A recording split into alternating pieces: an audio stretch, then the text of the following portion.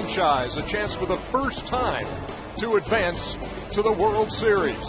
This American League Championship Series coverage on TBS is presented by Capital One Venture Card. It's Game 5 in the best of 7 between the Texas Rangers and the New York Yankees, with the Rangers leading the series 3-1. Good afternoon, everybody. Welcome back to the ALCS on TBS. I'm Ernie Johnson. This is Ron Darling, and this is John Smoltz. So the Rangers trying to go someplace they have never been. The Yankees are in a place they are rarely found. You know, they're down 3-1 in a best of 7 for just the third time in franchise history.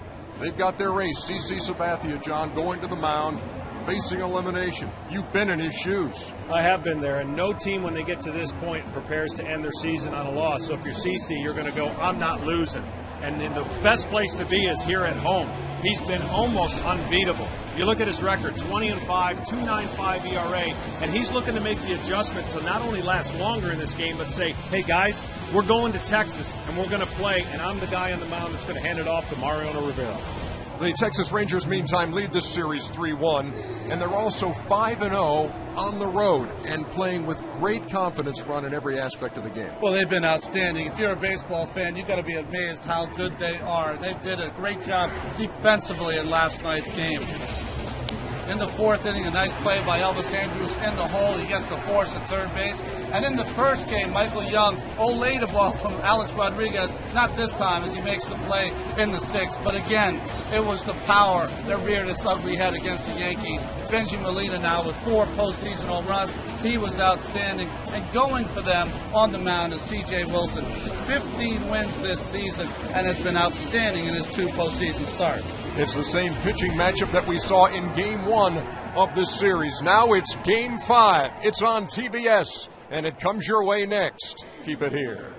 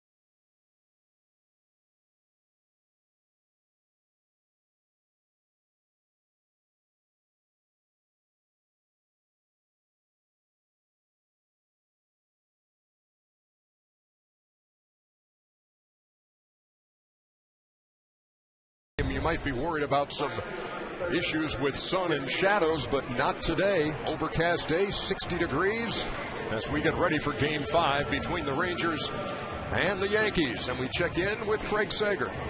Well, the last time the Yankees were down 3-1 in the postseason was the 1958 World Series against the Milwaukee Braves. Much like this series, they had to win Game 5 at home and then the next two on the road. And in that deciding Game 7, Moose Skowron hit a 3-run homer. Bob Turley won the game in relief. He also saved the previous game and was named the MVP. Yogi Berra caught those games, was in the Yankee clubhouse before this one, telling the players that it ain't over till it's over. It can be done. I know. I saw it. I saw my ticket stub from when I was in second grade. And the Braves got a pitcher by the name of Ernie Johnson. Had to send it back up to his kid. Thank you very much, Craig. I don't think Craig's ever thrown a ticket stub away. As we get set for the first pitch of Game 5. And here is the batting order for the Rangers. Elvis Andrus will lead it off, then Michael Young. Josh Hamilton, who homered his last two times up last night. Vlad Guerrero swinging the bat well in Game 4. Then Nelson Cruz, Ian Kinsler at second base. Jeff Francoeur gets the start against the left-hander. Matt Traynor, who caught Game 1 with C.J. Wilson, is in there again. And Mitch Moreland plays first base and bats ninth against C.C. Sabathia. Yep, they're facing a very imposing figure, and he's trying to impose his way and start out the game a lot better than he did the last couple times, especially against Texas, and see how they can quiet the Texas Rangers bats. Game 5 underway with a strike called by Fieldon Culbreth, the home plate umpire today. You look at the number early on in the postseason, not what you want. You got a chance to lower that today, but he's been awfully good against right-handers all season. That's going to have to continue today against a pretty good right-handed hitting lineup.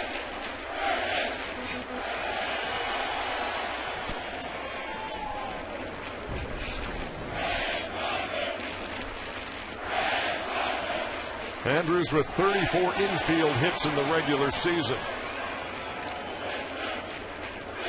The Rangers had more than anybody in baseball, and this is a liner to center that Granderson has to play on a hop. Leadoff hitter is on for Texas.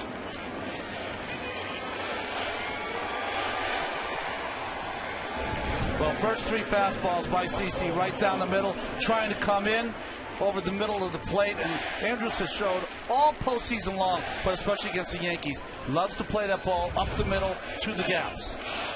Well, Ron, CC had a bullpen session that went longer than he wanted to in between starts, simply because he was working on something with a fastball, trying to get it to an area, and he wasn't going to leave until he did it. We'll see if it pays off. It didn't there, but over the course of the game, see if it pays off. Michael Young takes tight, 1-0. Andrus at first has 6 stolen bases in the postseason, 3 in each series.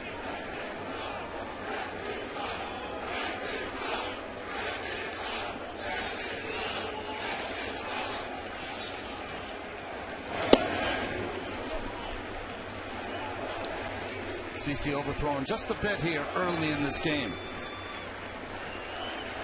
Got to deal with that adrenaline rush of trying to carry your team on your shoulders.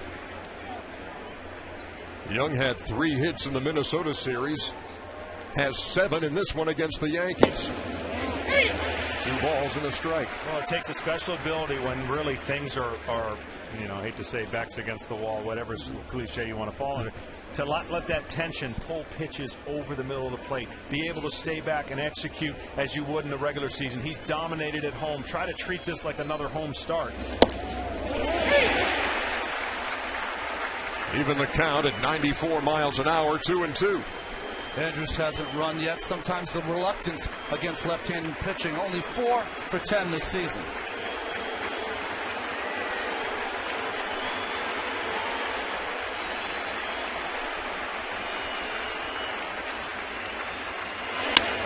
To short, Jeter, Cano, and Berkman. 2 down. Well, defensively for CC and the Yankees, the outfield is still the same. Brett Gardner in left, Granderson in center, Nick Swisher, who played a little first base yesterday, in right field. Alex Rodriguez, Jeter, Cano. Berkman's going to be at first base, of course, with that devastating injury to Mark Teixeira. And Jorge Posada, who did not start behind the plate yesterday, gets to start today. Well, the booze rained down as Roy Hobbs steps in. That's what the doctor ordered.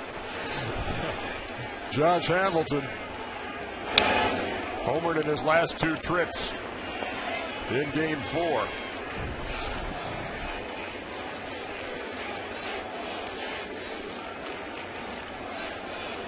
Hamilton, coming off the rib injury, was 2 out of 18 against Tampa Bay.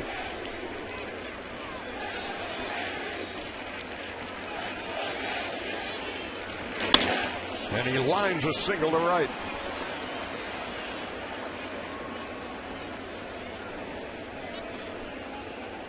So he was 2 out of 18 in the first series, 6 out of 16 here against the Yankees.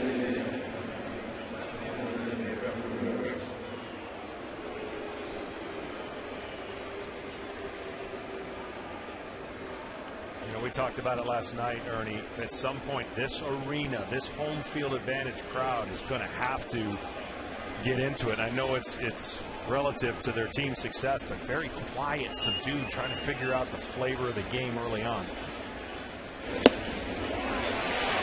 Well, with a different start time, a little later arriving crowd than you would have at Yankee Stadium. Usually all the seats full as soon as the postseason game starts. Are you saying traffic is an issue here in New York? I've been in Atlanta. You have traffic there, too. Yeah, we do.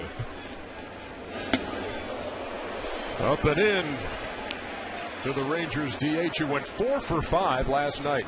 Boy, that's a beautiful answer by CC. Remember the first inning in last night's game where Alex Rodriguez was pushed off the plate by a Tommy Hunter fastball? This is how a left-hander can take care of his business early.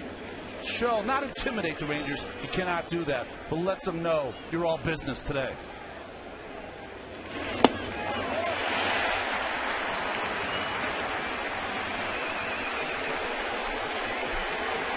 It's interesting how certain pitchers will do that to intimidate. And here comes the crowd.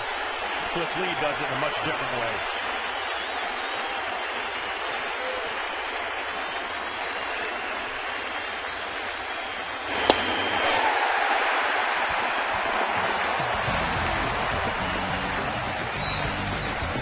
Hits for the Rangers, but no runs.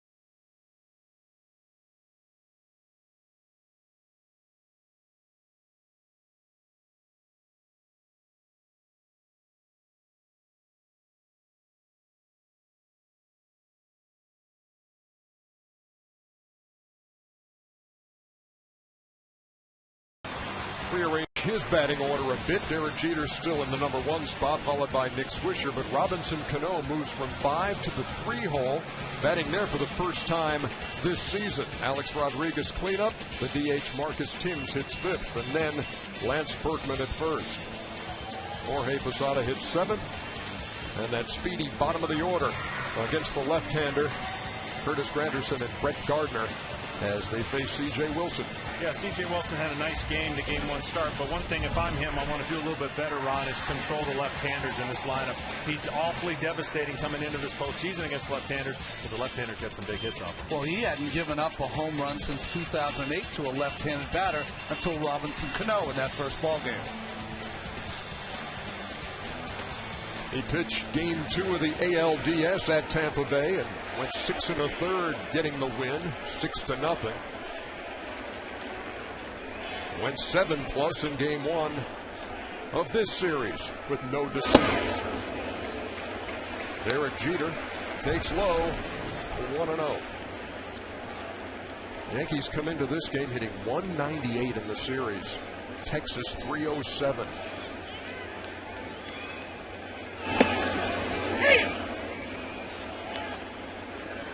This is a game, though, that this Yankee offense can go back to basics, really. 93 walks this season by Wilson. This will be a game you'll see them maybe working the count a little more, just the opposite of Wilson the other night. Sorry, Lee. On the ground, Andrews throws him out.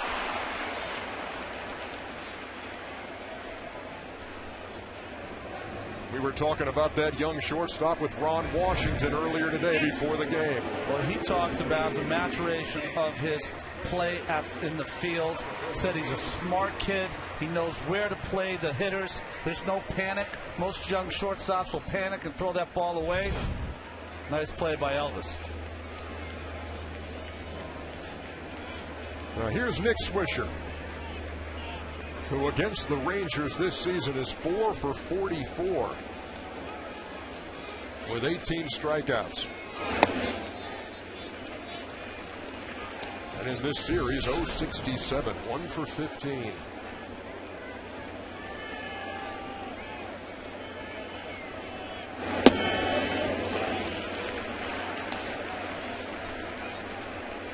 John, you and Ron, with your postseason experience, how would you describe the mindsets in both of those clubhouses today when you're a win away from advancing to the World Series? And when you have championship pedigree like the Yankees do, and you've got no wiggle room now. Well, and I've heard every scenario thrown out. You know, gosh, we got nothing to lose. Let's just go out and do the things we got to do. And there's an anxiousness on both sides, a nervous anticipation of which pitcher's going to come out and do the things. There's always a storyline say, oh, CC's on. And it changes from game to game. Swisher in the air to center. Josh Hamilton wraps it up. And one of the things you have to do is some of the leaders of your ball club, you have to step up and say, okay, this is where we come into play and make things change. Change the picture that everyone's looking at. And CC can do that. We know that, and it would help to go a long way to turn the ball over to Phil Hughes and then so on and so forth. And the way that you really fail at it is you try to get big. You try to do too much individually. Just get back to the things you've done all year. CC Sabathia, at this point in his career, is a pitcher who doesn't want to blow everyone away. He wants to throw his changeup a lot. He wants you to put the ball in play, limit his pitch count, be more effective, and go deep in the game. Robinson Cano steps in against Wilson with 2 down. 407 in the postseason and 467 in this series. 7 out of 15. Sorry, we get an opportunity to go in the clubhouse and talk to some of the guys, and CeCe's just so cool, calm, and collected. He doesn't care, you know. And I think that's the attitude you got to have when you get on the mound. It's business, but not to the point where like, oh my gosh, what am I going to do? I don't want to talk to anybody. I'm stiff. He wants to get on the mound. That's really. A lot of the Yankees have that mindset. That's why they've been so successful.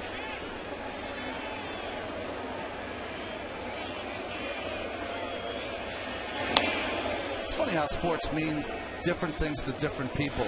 My family was talking today about CC Sabathia, and they said, boy, how is he? I said, boy, he's a great guy. And they said, well, you know what? His home was so beautiful in Architectural Digest this month. So the different people, you never know what they're going to be attracted to.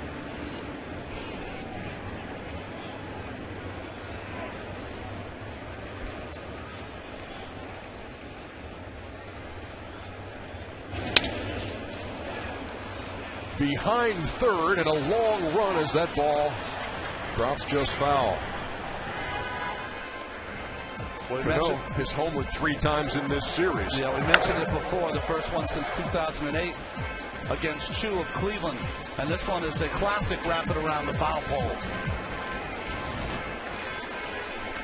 Meantime, if you're the Texas Rangers, you follow the lead that Ron Washington sets out. Ron Washington reaches staying in the moment. He's not looking ahead to any wiggle room or if we get to a game 6 or if we go back home. All he says, we're going to show up at this ballpark today and we're going to play baseball.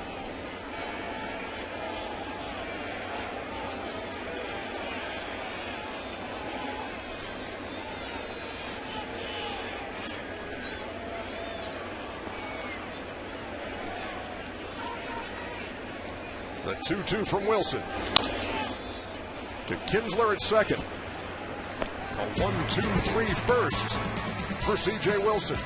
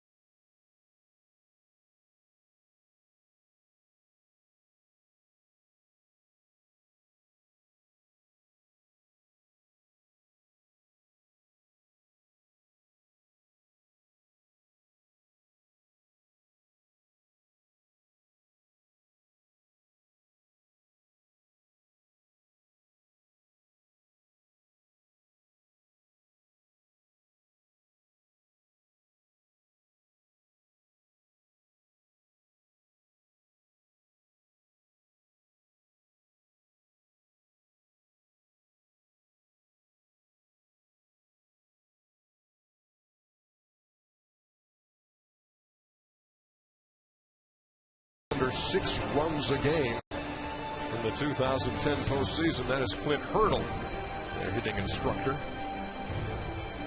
You never know what events will transpire to put your hitting coach with the perfect team. A Sports Illustrated cover boy. He was going to be the next phenom in baseball, was Clint Hurdle for the Kansas City Royals. It did not work out.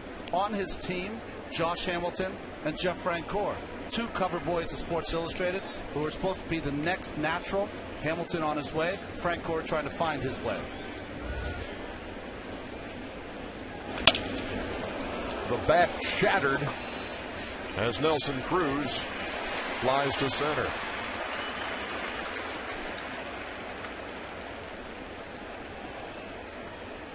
Our guys in the truck just happen to have Clint Hurdle and Jeff Francoeur.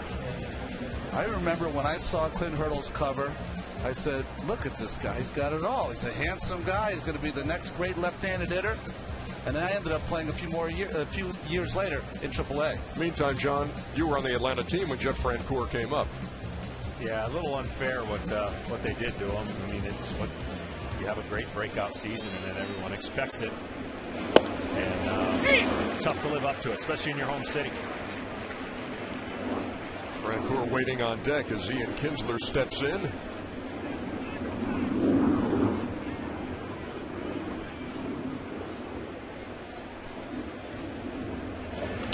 That ball right back up the middle, and that is the third Texas hit.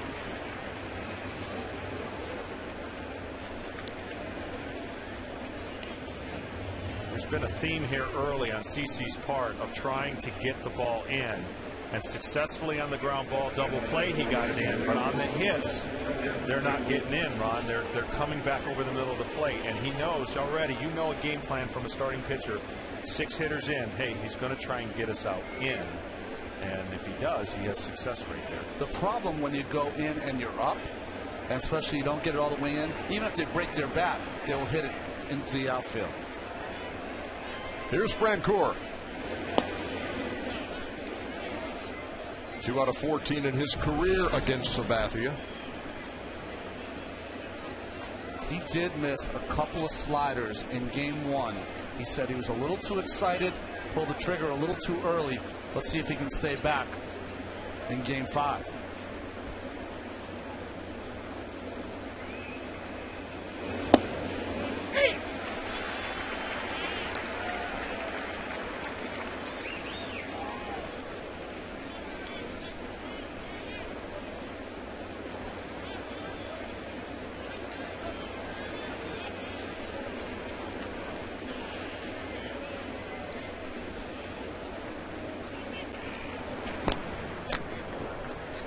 Last pitch, I don't know if Jeff's going to get another one of those to hit, but that's what you were talking about. He got away with it because it was a called strike, but it was up in the zone, very hittable.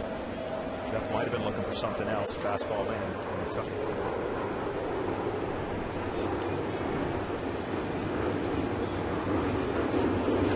A 1-1 hit to center. Granderson makes the play. Kinsler went back and tagged and then retreated. And a huge play last night was on a fly ball to Curtis Granderson when Nelson Cruz tagged at first and made it successfully to second. That all preceded the home run by Benji Molina. This American League Championship Series coverage on TBS brought to you in HD by BMW, the ultimate driving machine. And just goes to point out the fact that in these games, John, just every single play, every single pitch, something huge could happen. And that play by Cruz was really big. It set the stage for an intentional walk to David Murphy, and then Molina unloaded. Yeah, the number one thing, 162 games, you can see guys take certain things for granted. It's a long year, but the number one thing I would say in the postseason, never take anything for granted. Run everything out, don't assume, because you never know what point in the game is going to turn for your team, and you got to be prepared to be either on that base or defensively making that play. There's Matt Trainer. Think of it this way. Cruz doesn't tag up. Chamberlain probably pitches to Murphy. I mean, that could have happened. The left-hander Boone Logan was not up, so he'd have to go to Jabba. Of course, we were told about Murphy last night, had a home run against Burnett. Jabba might have been brought in if he doesn't tag up.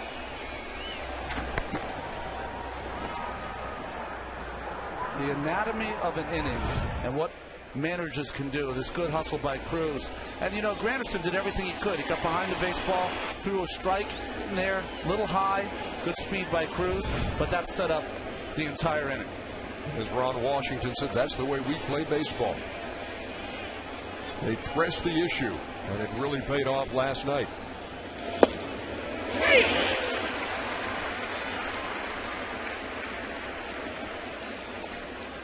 You know, if you're Ron Washington, you've got to be a confident manager. that the guy who won the ball game for you last night with a 3-run home run, Benji Molina, is not in the lineup today because you believe in all your players to come through for you.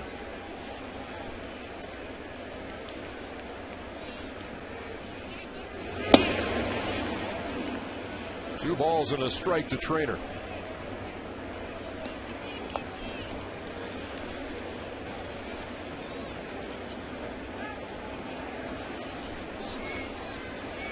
After this game, the Rangers either head to the World Series or head back home for a Game 6.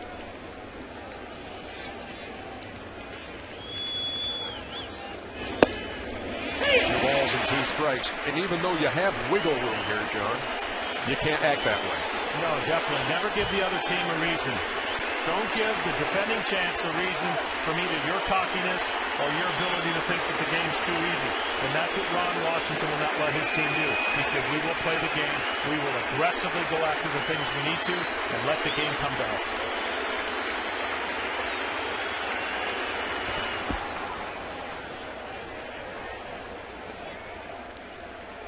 You know, if you hit a home run, run around the bases. If you do something good, don't bring too much attention to it. I think that's important now as the Yankees haven't gotten it done, but you don't need any incentive.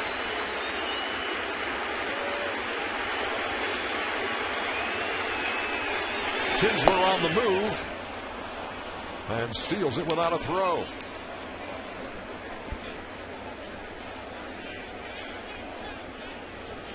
That's the 8th stolen base in this series for the Rangers, the most ever in a postseason series against the Yankees. Kinsler was waiting for that 2-2 count. The predictability of Sabathia throwing a slider made it easy for him to steal second base.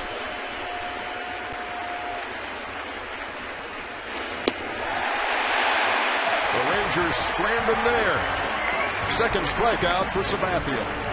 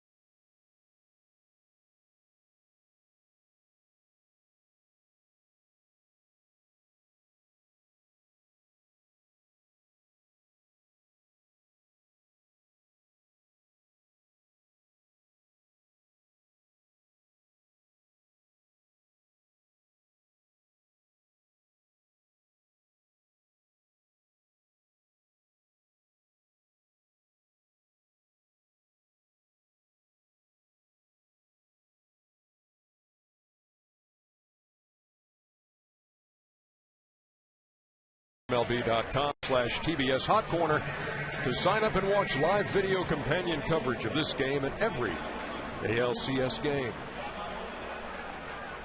The Yankees were retired in order in the first. Alex Rodriguez leads it off in the second. Just 2 for 15 in the series. And he's struggled against C.J. Wilson. Just 1 out of 16 in his career. He's been 0 for 12 in the entire postseason against left-handed pitching. Something that it's hard for me to fathom, John. I agree. There doesn't seem any left-hander would have anything to get him out.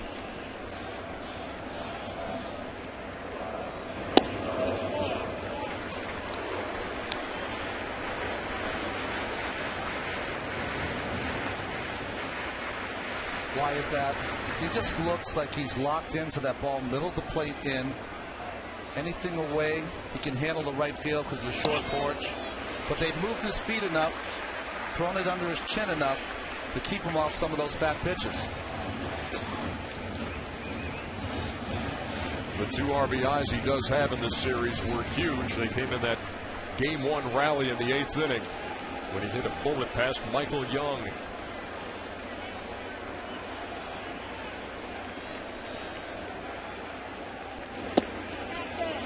A 4-pitch walk to start the second.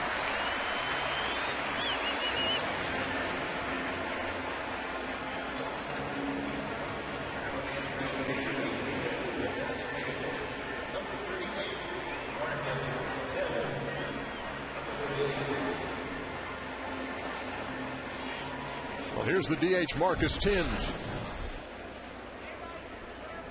He, like a lot of the guys in that Yankee lineup, struggling at the plate. 2 out of 10. As I said earlier, Yankees coming into this game hitting under 200 for the series. You make a good point, Ernie. In postseasons past, you've been able to look at 1 or 2 of the Yankees that have not performed. Certainly not the case this postseason. Entire lineup epidemic. With the exception of Robinson Cano, he's been the constant through the first 2 series in the sweep of Minnesota and so far against Texas. And Lance Berkman's been pretty good, but he'll be batting right-handed, which has not been the favorite side this year. Wilson misses again. 2 balls and a strike.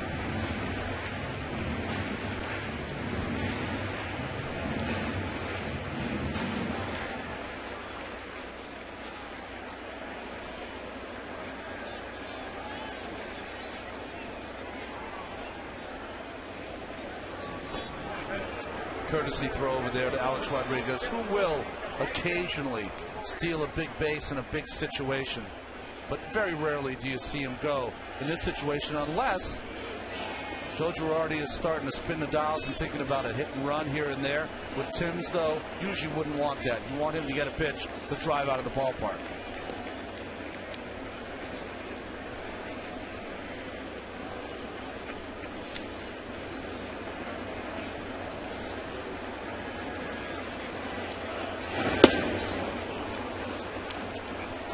Timms couldn't catch up to it. 2 balls and 2 strikes with Rodriguez at first.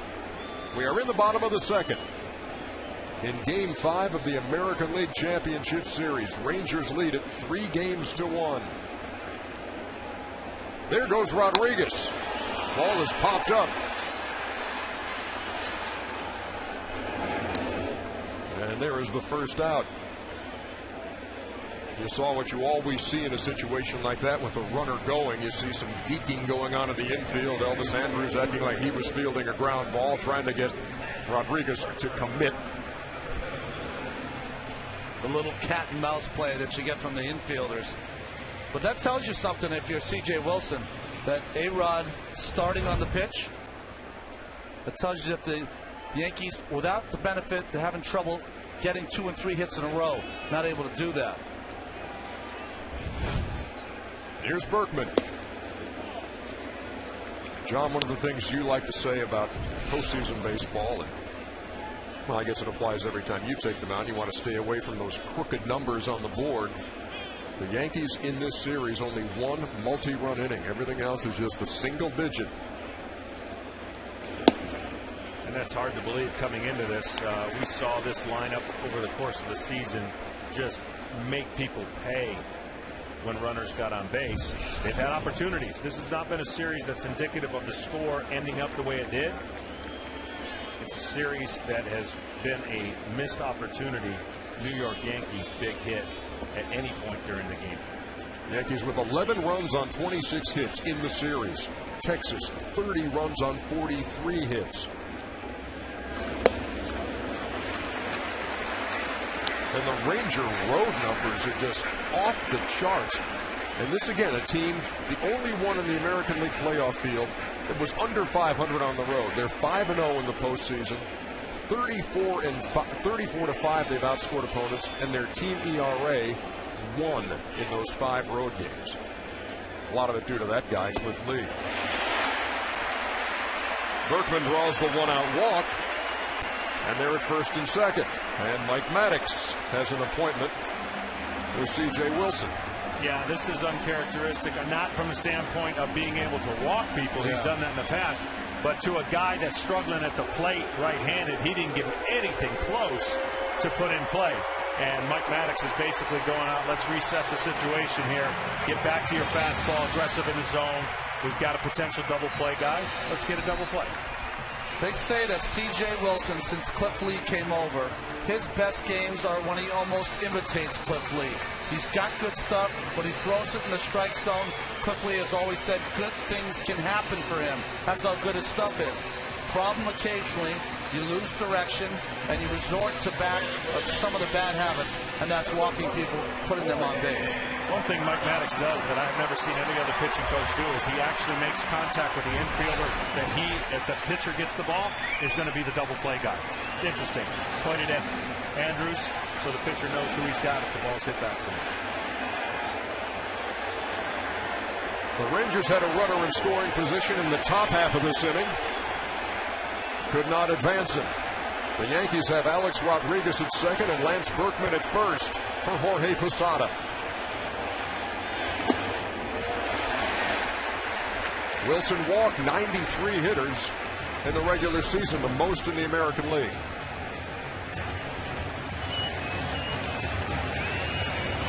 The Yankees just 3 for their last 33 with runners in scoring position.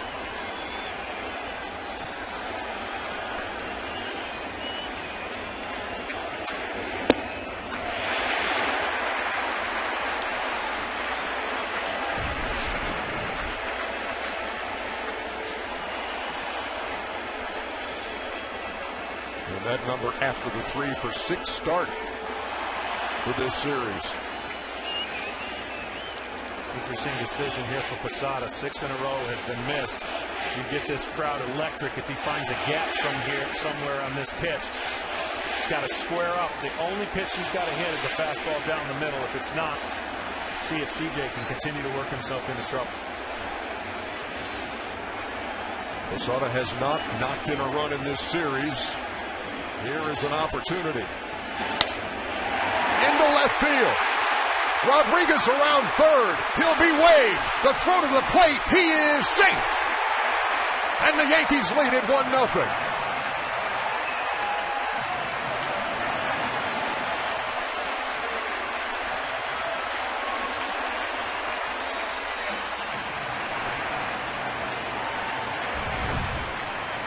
Well, good hitting by Jorge Posada on the 2-0 count. One of the best arms in the outfield by Cruz, and it's a strike at home. And interesting enough, if he had slid, he might have been out.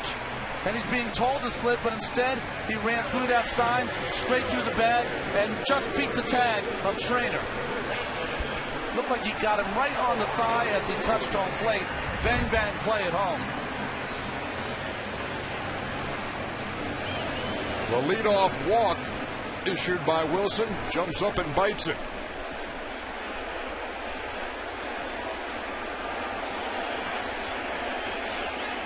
Now runners at first and second with 1 out for Curtis Granderson.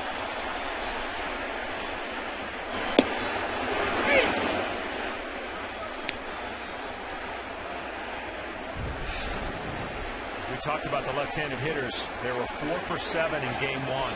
You got back-to-back left-handed hitters coming up. You've been struggling finding the plate. He went strike 1 on Granderson. Got to find a way to get these two guys out and only keep that to 1 run.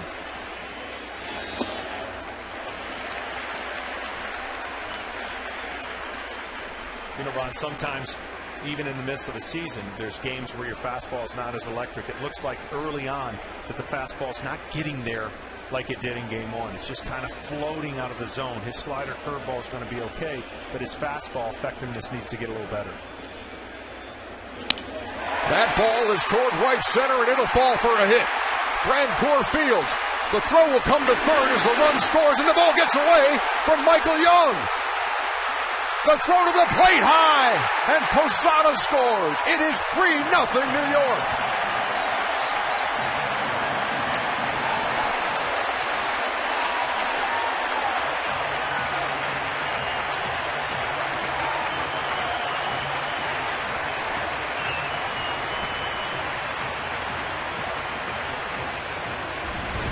Maybe there is an Achilles heel for Texas, who has played almost perfect baseball. A base hit to right field. Francoeur makes the right choice going to third base. Young's got to get in front of that ball, and Wilson never backed up. And then this throw to the plate.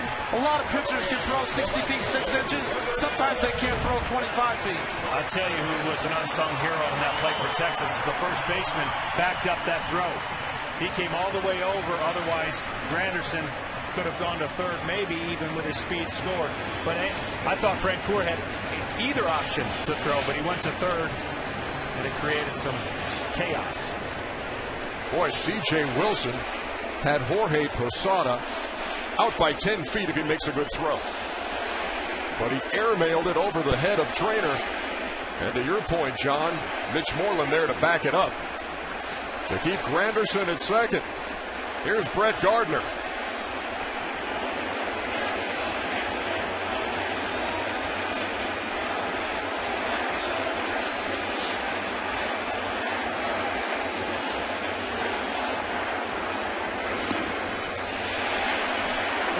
Sign for the Yankees. Playing this Texas team for 5 days. They've had to listen about how they play baseball, stay in the moment, play perfect baseball. Well, you don't always play perfect baseball, especially it puts some pressure on them, which they've done this inning.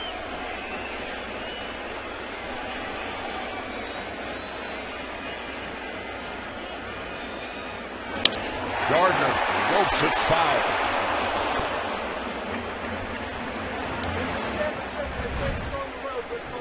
Here again, a look at Granderson's at bat. Francoeur's got a great arm.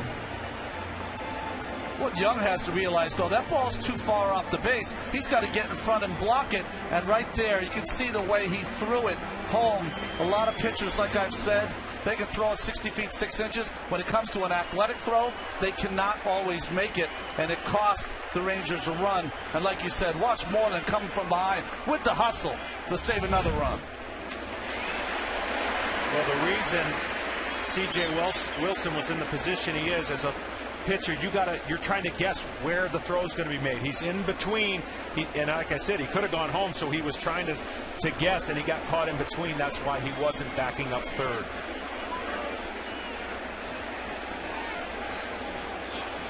Two balls and a strike to Gardner.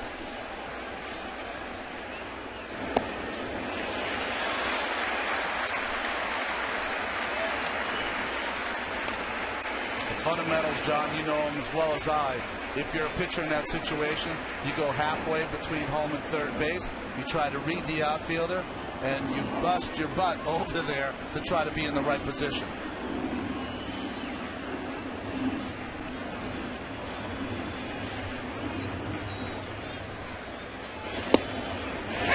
Caught the corner, and the count full.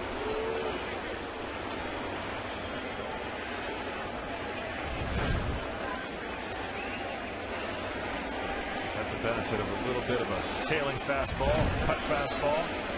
Run the count full.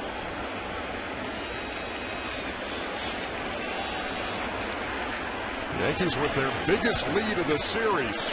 3 runs, threatening for more here in the second. And Wilson came back to get Gardner on the foul tip. 2 down.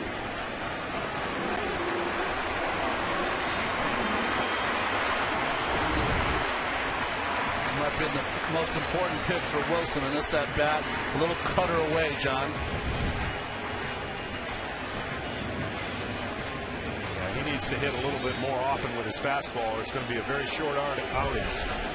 The Yankees have done something already that they haven't done in a while, and that's get big hits early when a couple walks have been on the base. We saw yesterday they walked the bases loaded in a game that was still within reach.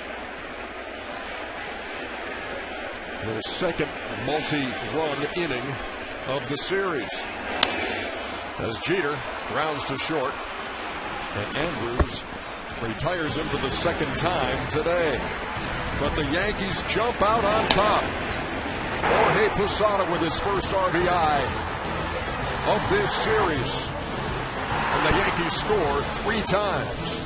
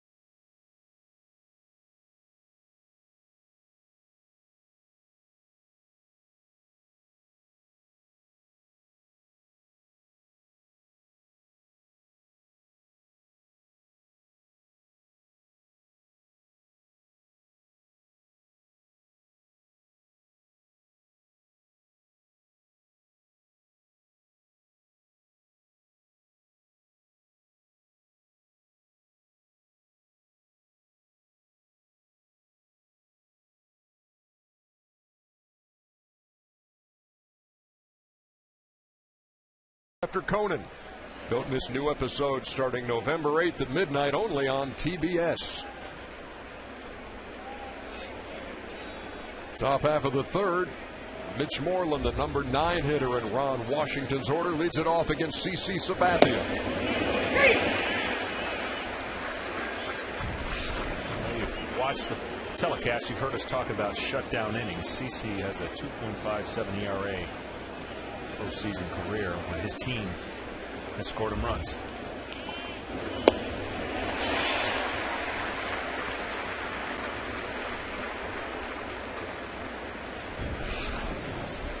Well, early on, CC Sabathia looks like he's got a better slider than he had the other night.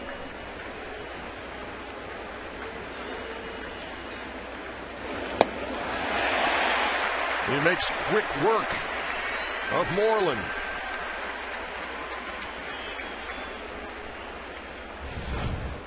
Well, to your point, Ron, he's staying back, shoulder, head.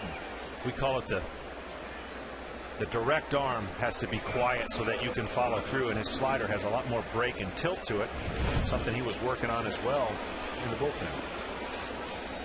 Third strikeout of the game and second straight for Sabathia. As Elvis Andrus steps in, he singled his first time, but then was wiped out in the double play.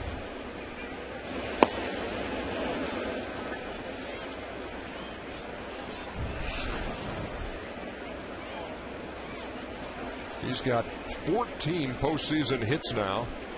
Tops on the Texas team.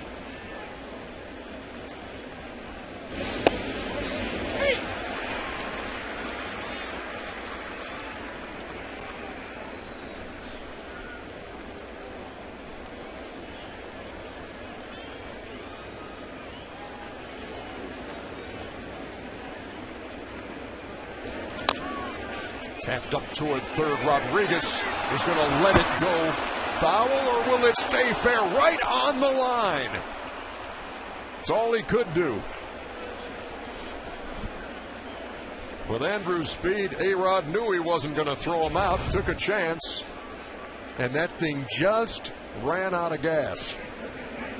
Infielders have this inside clock. When they start to approach the ball, they know that it's ticking, and they know with Andrus it's ticking a little quicker. So he knew when he got to that baseball, he had to let it go. And 2 more rolls. Maybe a chance. They needed Lenny Randall from the Seattle Mariner days to be blowing it foul.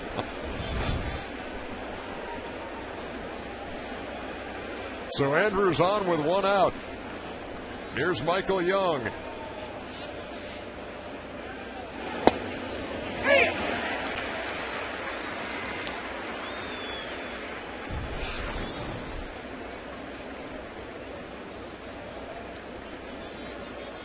Young grounded into that first inning double play after the Andrus leadoff single.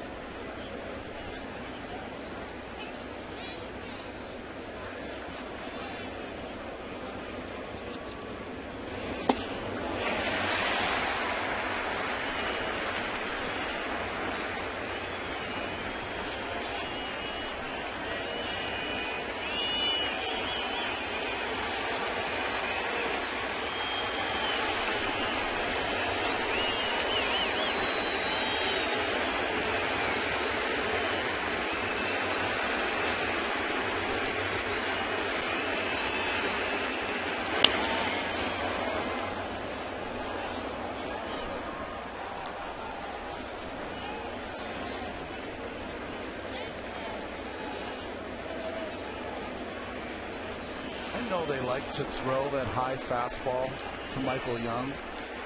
To me, that is not the pitch to throw him. He is a high fastball hitter, and if you miss it all,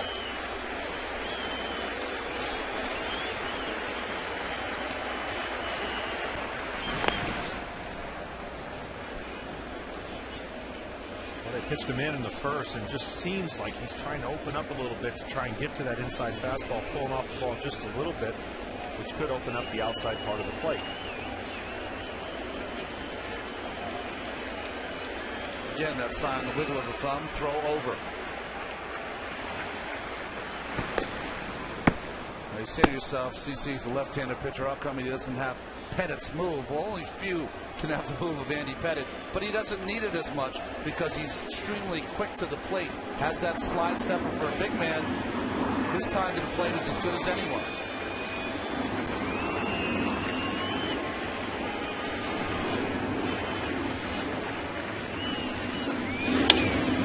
Young goes to the right side. Cano has no chance at the force, but gets Young for the second out.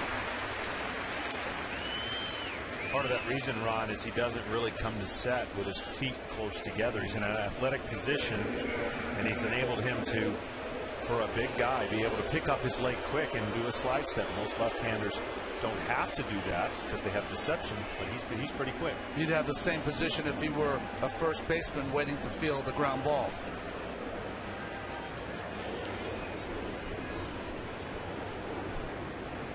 Here's Josh Hamilton, who singled his first time. Now with 3 straight hits, 2 of them long balls.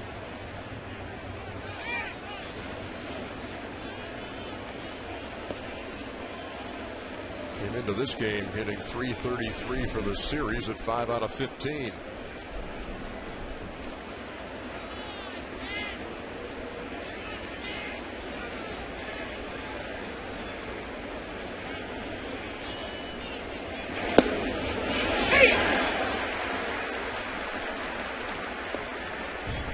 Texas Rangers leading the ALCS 3-1. Had never been to the World Series, but can earn a trip with a win today here at Yankee Stadium.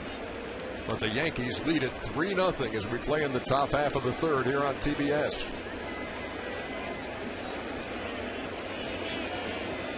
For some players, it just comes so easily. The guy at the plate is a picture of that. At least the talent part of it comes that way. It's certainly not been an easy journey by any means for Josh Hamilton and his situation well chronicled with the substance abuse. And you know, the starting pitcher today has been a help to him. C.J. Wilson, California kid, grew up with what he calls a straight edge philosophy, drug-free. And so the Rangers, when they looked at that, said, this is a guy we don't hesitate to let Josh Hamilton associate with on the road. He knows he's not going to lead him down any bad paths. Josh is a zero tolerance policy guy. Wilson is zero tolerance guy also.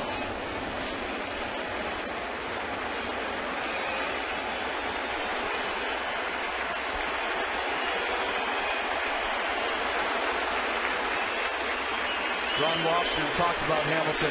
When he's struggling against lefties, he swings at that breaking ball off the plate. When he's not, he's almost impossible to get out.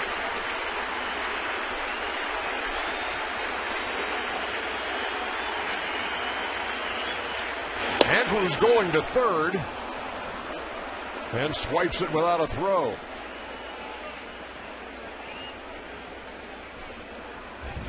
See, I think this is a case here where even Jorge, not knowing the situation, if that pitch is close enough and you're jumping out, you don't give your pitcher a chance to get a strike. It's obvious A-Rod was not going to be covering third, and he jumped out of the strike zone. Now it was a ball. I will say, though, to look at it another way for Andrews, I always find that an individual play, John, not a real great team play. If you have your best hitter up at the plate, and as the ball is coming to him at the dish, all you can see is a whir of a Texas Ranger uniform. I think it's always better to stay put when your hitter has two strikes on him.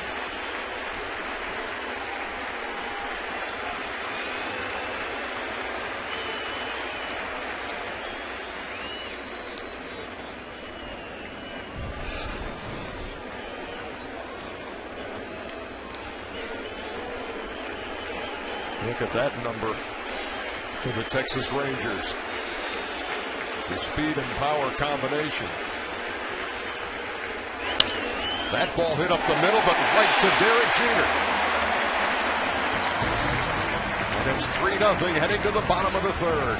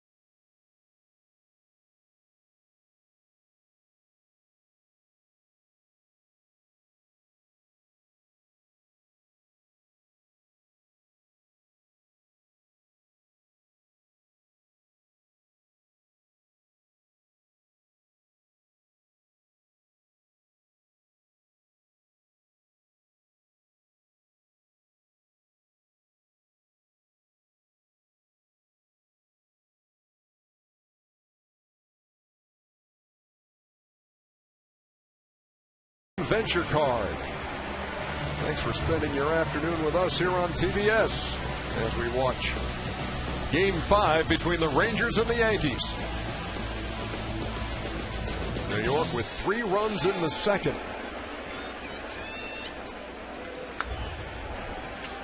And here's Nick Swisher to lead it off in the third against C.J. Wilson.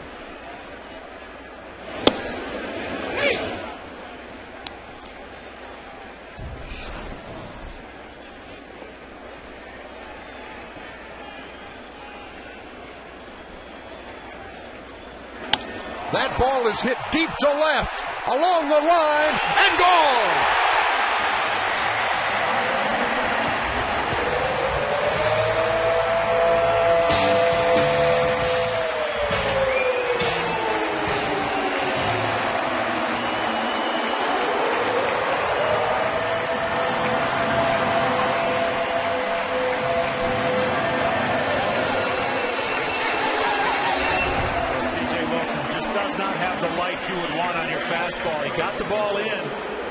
That has a little bit more carry to it. Maybe he does not able to turn around as well as Nick Swisher did.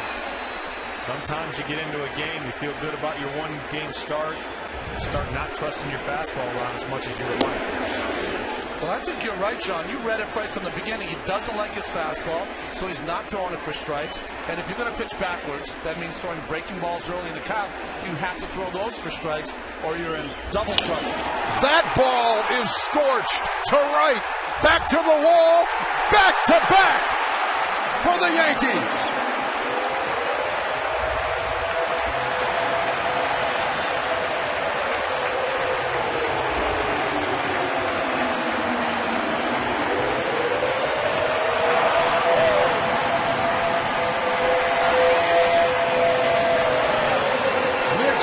And Robinson Cano connecting in the third.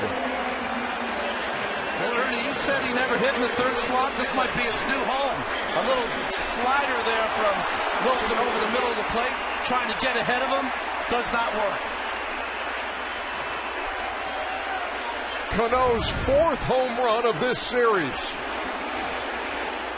Here's Rodriguez.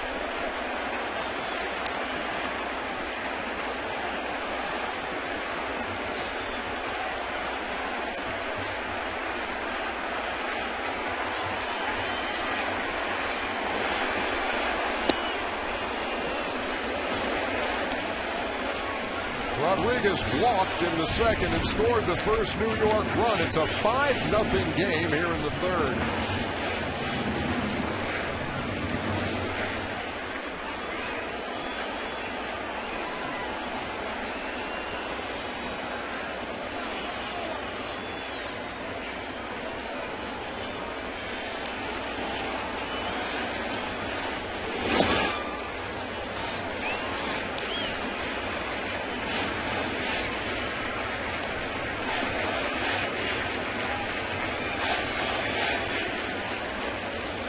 Robinson Cano with a solo shot moments after Nick Swisher had done it here in the third. And the Yankees, fighting for their playoff lives, have opened up a 5-run lead against C.J. Wilson. That ball's hit hard, but Young flags it down for the first out.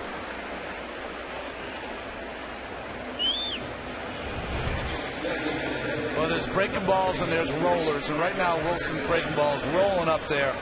Fine play by Michael Young down the line, and you have to play down the line when you have a pitcher who's pitching in to the right-handed hitters.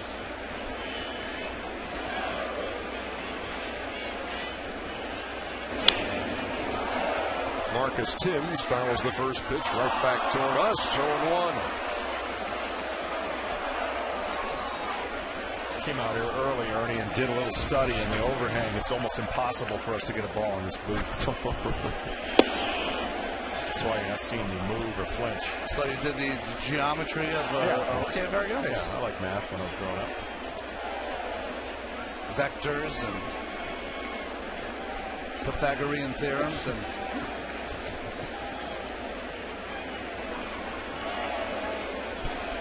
you're too much. Not you, Ron. Talking to the other guy. I'll take it too.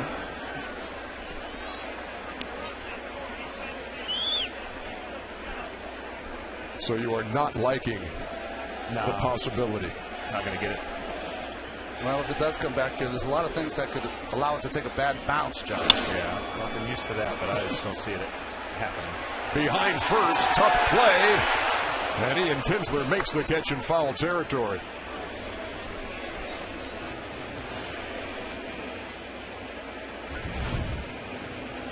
You look at this pitch. First baseman's trying the best he can to get in position, but the actual guy that's got the best chance is the second baseman. Overruns it a little bit, but makes the play nonetheless. Outs right now for C.J.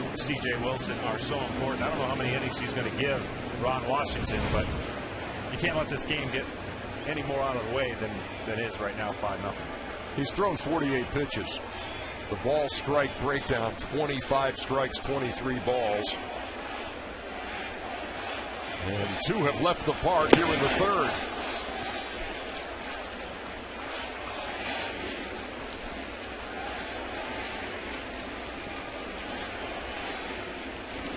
CC Sabathia staked to a 5-run lead as Wilson leaves the breaking ball way outside.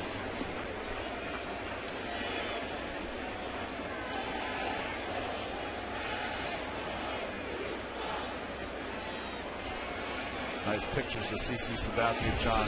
The starting pitcher almost does not know what's going on with the offense, just concentrating on what he's going to do when it's his time.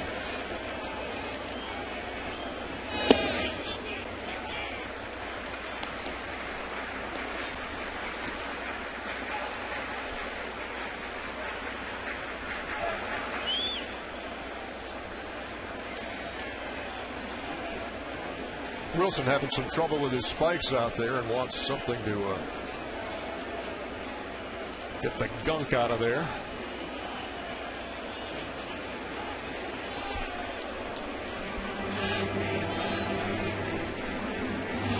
Well, normal situations when they fix the mound and they put that clay in there, and sometimes they wet it in there, and as the game goes on it won't be an issue, but you could see CC's not going to tap dance his way down the mound. He's going to leave an imprint. That's right. And they're both left-handed, and they have to deal generally with the same landing spot. So sometimes that clay gets in there, and you can feel it on the bottom of your feet if you slide at all. And you don't want to hit that last spot at the end and feel your foot slide. You want it to plant so you know you can make your pitch and not have that foot move. Lance Berkman waits for a 3-0. Hey! I always said, Ron, when I landed, I wanted to feel like I hit a brick. There was a brick wall in front of me. I knew I could stand in it, sit, stand, and spin, and know they're comfortable. Like a catapult, it would send you over that front leg and toward the plate. See that toe guard on his left foot to protect that spike, so you can wear it for a few starts. To right field, Francoeur charging and makes the play. And that will retire the side. But the New York bats make some noise. Nick Swisher, Robinson Cano, back to back.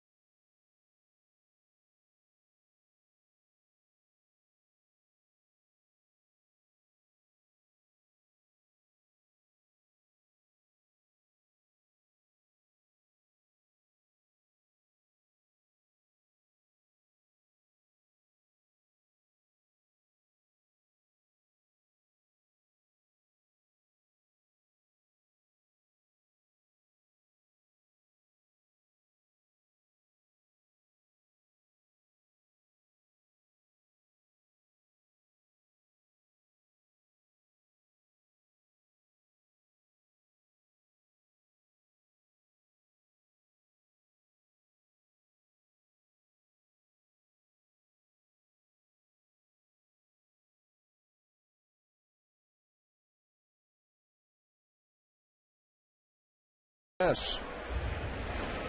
And he faces the cleanup hitter Vlad Guerrero to lead it off.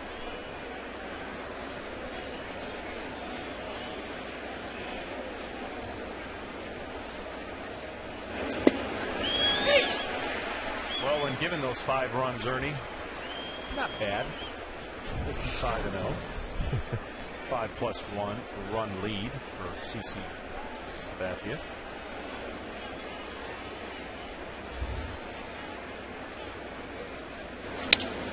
Guerrero to right.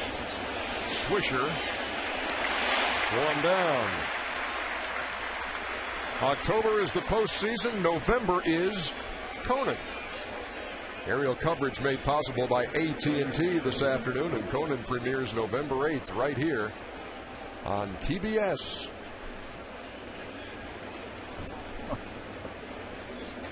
I like it. I like it. Might be an awesome look for you. Little Jimmy Neutron for me.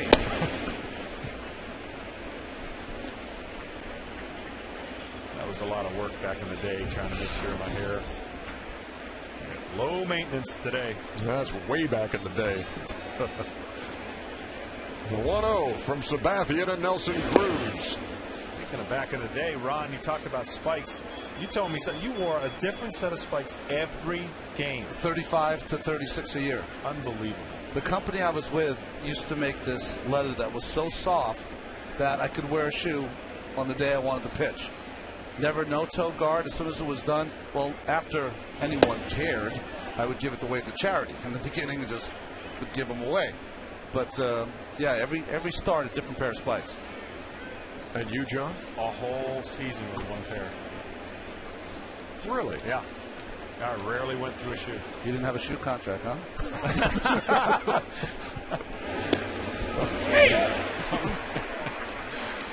2 balls and 2 strikes to Nelson Cruz. Flight out to center his first time. He must have had a good clubhouse guy to keep those in shape. Yeah. Well, I only used them the 1 every 5 days. I mean, I didn't use them for my bullpen sessions. Certainly didn't have, like Bobby Cox, didn't wear spikes while I was watching the game.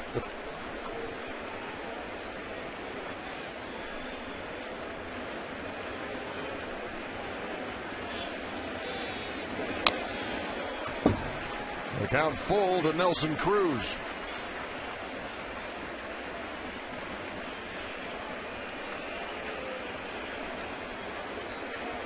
He capped the scoring last night for Texas with a bomb to left.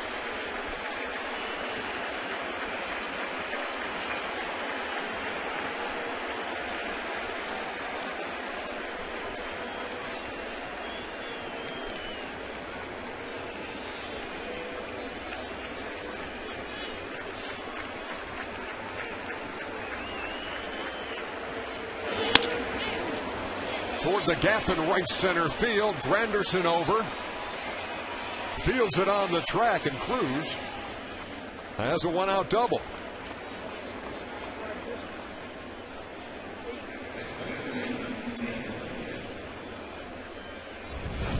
Well, I tell you, Nelson Cruz has showed me something. 3-2 count. That ball jams him, but he's so strong to get that into the gap. Another 2-strike hit for Cruz. 8 now shows you that with 2 strikes, he will cut down a bit on his swing.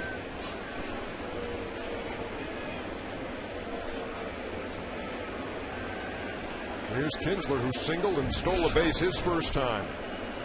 I mentioned in the opener, Ernie, this team knows as well as anybody that it's a shorter game. Chip away, get some runs. You don't want to give that luxury to the Yankee bullpen if CC goes 6 or 7. You want to make it as tough as possible, and you know, despite what anyone will answer in an interview, Rivera's going 2 innings. Maybe 2 1/3. But if you're CC, you want to get this ball. You'd love to pass the ball straight to Rivera. Not have to go to any of the other relievers. Not that they can't get the job done, but that's the best recipe for success. Kinsler laying down the bunt, but foul. Ball and a strike.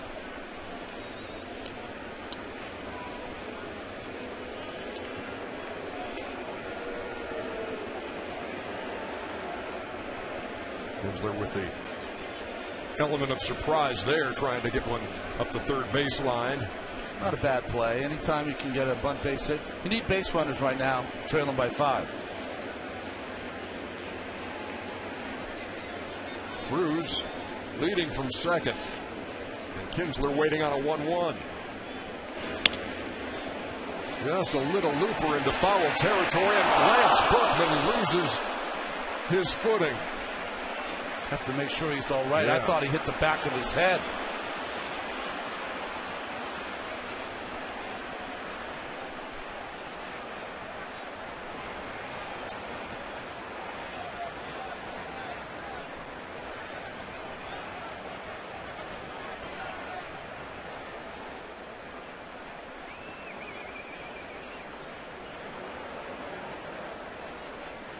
Last night, Mark Teixeira went down with a hamstring injury. Berkman playing first base for him today.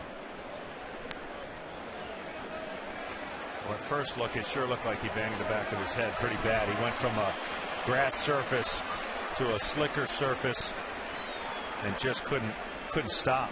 Yeah, that dirt on the way to the stands tends to be a little harder and a little slicker.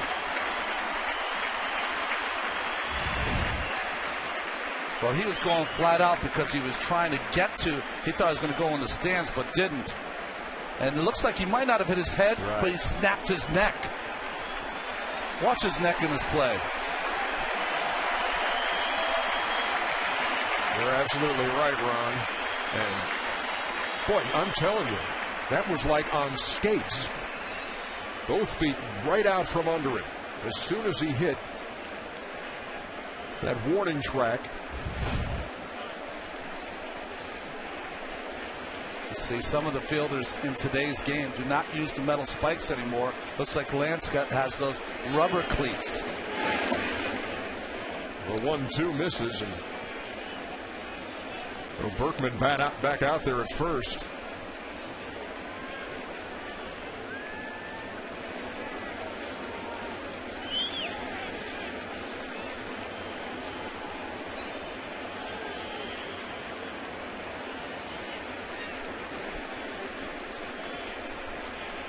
Kinsler waiting on a 2-2.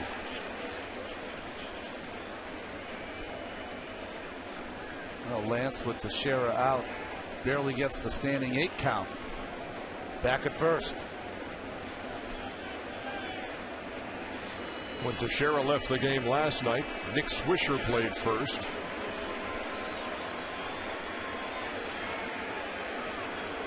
And CC and Posada trying to get on the same page.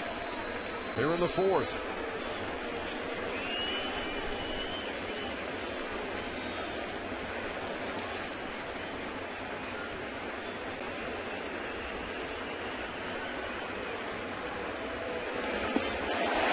Tried to hold up, but could not. And that's strikeout number 4 for CC Sabathia. We mentioned the Teixeira injury last night as he was running to first. Joe Girardi saying today he thought at first blush that he had done it on the slide, and then as he looked at replays could see that he had strained the hamstring and then really slid to just stop there and get off the leg. Here's Francoeur. That ball's hit hard on one hop to Jeter. Berkman holds the bag for the final out.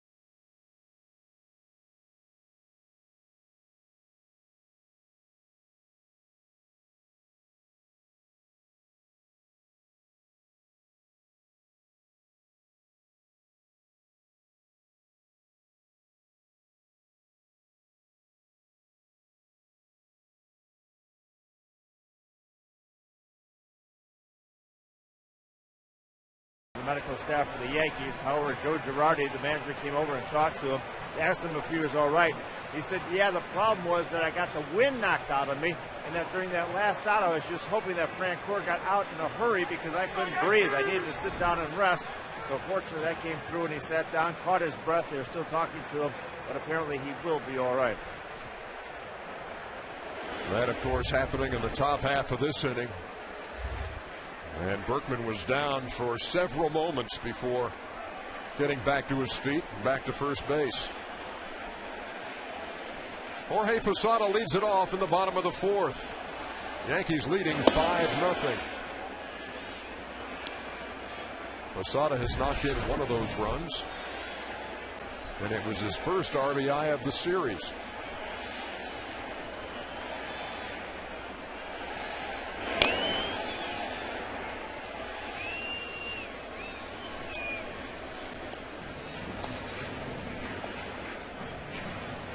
Yankees with 3 in the second, 2 in the third.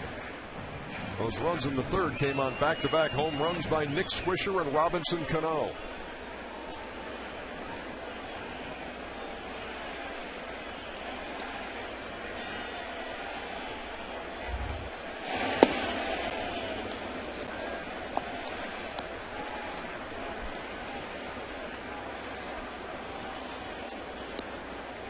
C.J. Wilson, who, well, opponents only hit .217 against him this year, which was number 2 in the American League behind Felix Hernandez, who had a .212 mark.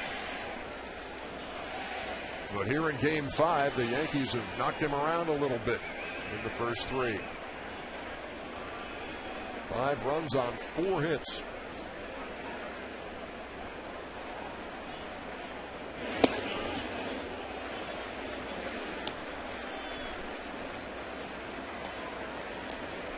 John, when you're pitching, and you've made a point of it today about C.J. Wilson maybe not having the same fastball he had in the first game of this series. When you feel like you don't have your best stuff, then how are you trying to compensate? As Posada lines a single into the corner and left. Actually, that'll do for extra bases. He pulls into second with a stand-up double.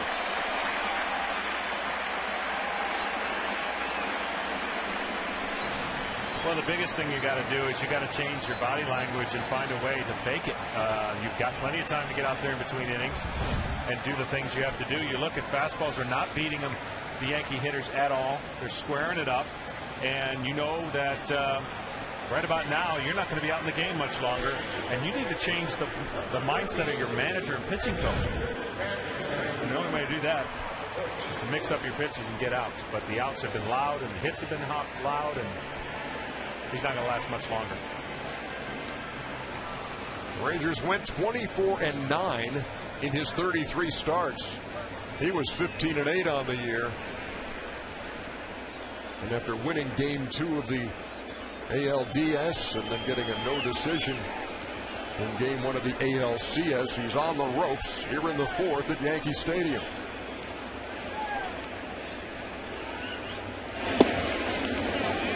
Here's Granderson, who knocked in a run in the second.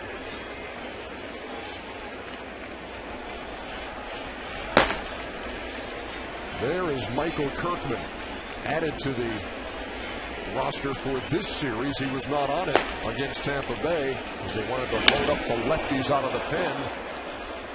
And so he could be moments away from his postseason debut in this setting.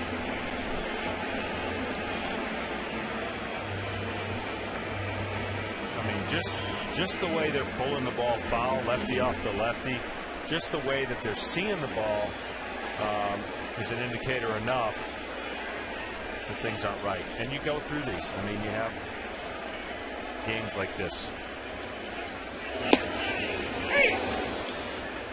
A ball and 2 strikes.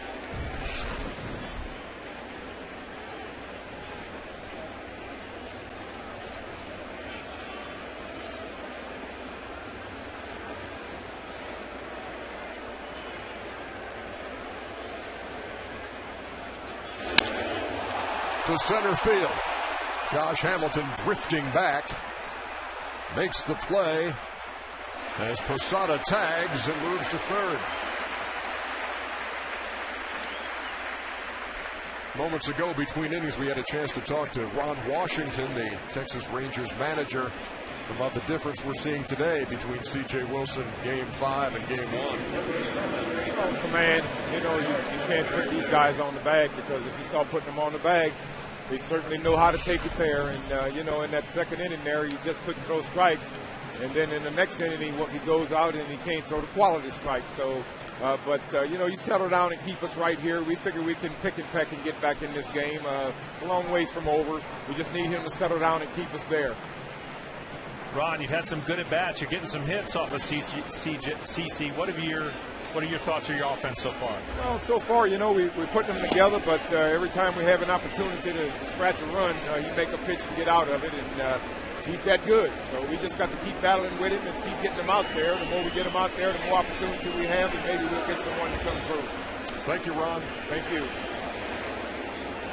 Rangers have the infield drawn in with one out and a runner at third with Brett Gardner at the plate.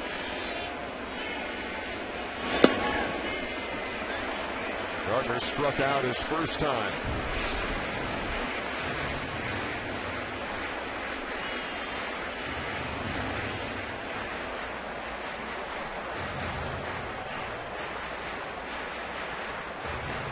Opportunity with that infield in on the grass to shoot one through and get the 6th New York run across.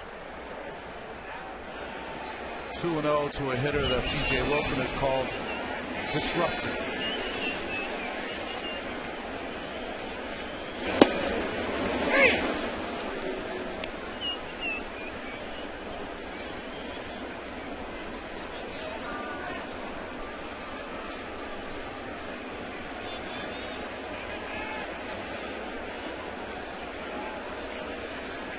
Gardner, 3 out of 13 in this series, has knocked in 1 run.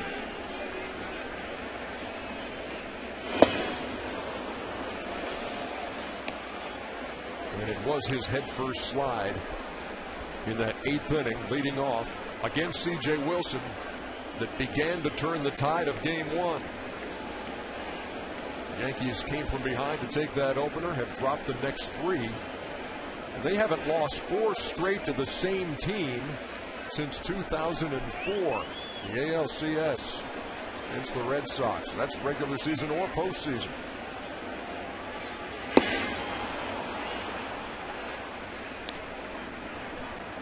And Wilson got him for the 2nd time today.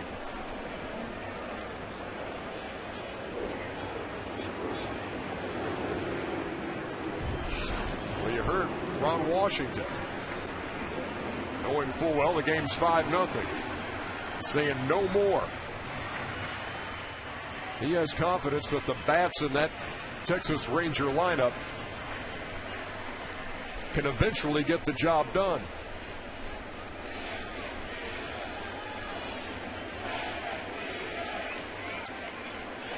Another look at Lance Berkman on that New York bench.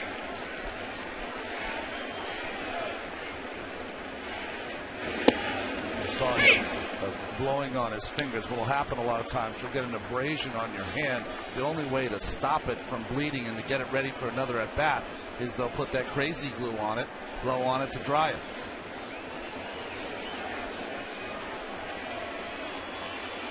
Wilson with an 0-1 to Derek Jeter. That trainer bouncing around back there.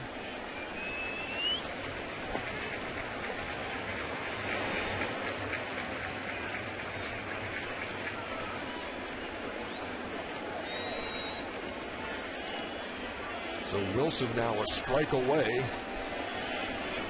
from getting out of this jam. Posada at third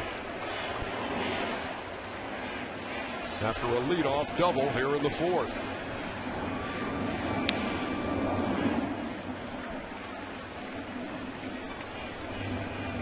But that has been their game plan with Derek Jeter this entire series. It cost him yesterday when he had a double and a triple, but that fastball up, they've been trying to get him to swing through it. Cliff Lee had the best success.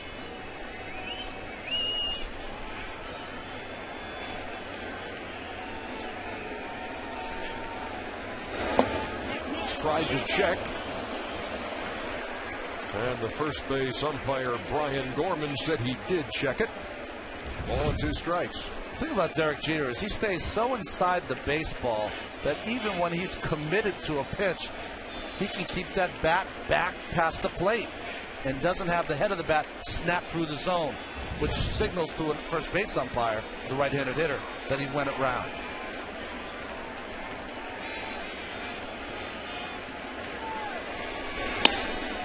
Grounded to short. That's the hat trick for Jeter. 6-3 in all 3 plate appearances. We head to the 5th.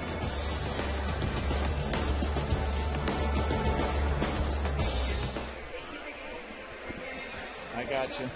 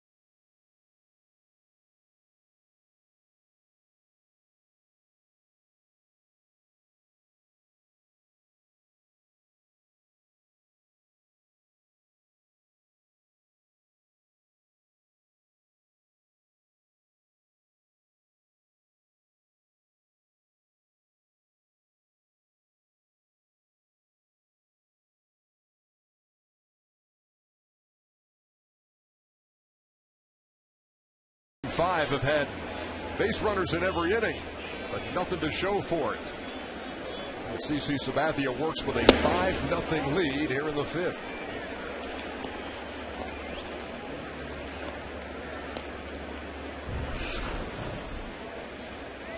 Matt Trainer struck out his first time, one of 4 that Sabathia has fanned.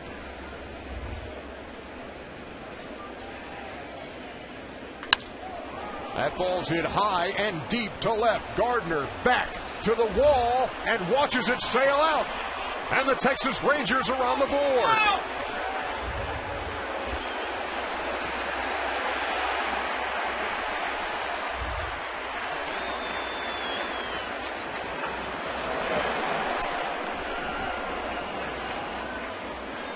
You heard Ron Washington talk about pecking away. It's 5-1.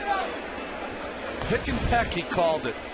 Matt Trainer gets a fastball on a 1-0 count, middle. And it doesn't matter who Ron Washington puts in that 7th 8th, and 9th slots in that lineup. 11 RBIs now in this series. Here's Mitch Moreland. Well, the big thing is here, you make them solos. You know, it's 5-1. No biggie. CC's been there, done that. Solo home runs. Need 5 of them just to tie. All 3 home runs hit in this game. 2 by the Yankees, 1 by the Rangers. Come with nobody on. And Moreland's behind 0-2.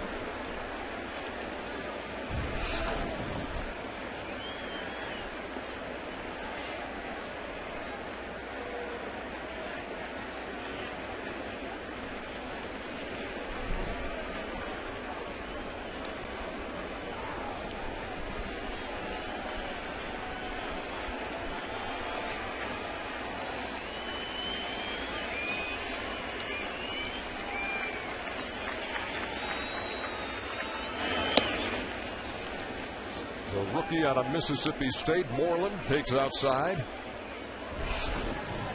Made his big league debut on the 29th of July. Actually hit safely in his first 5 games, and that first game at home picked up a couple of hits.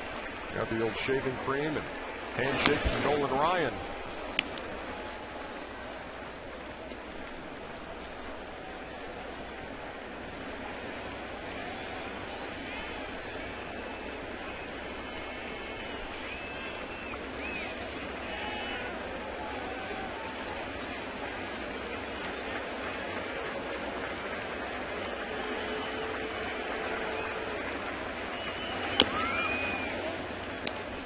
Fouls it away on the 1-2.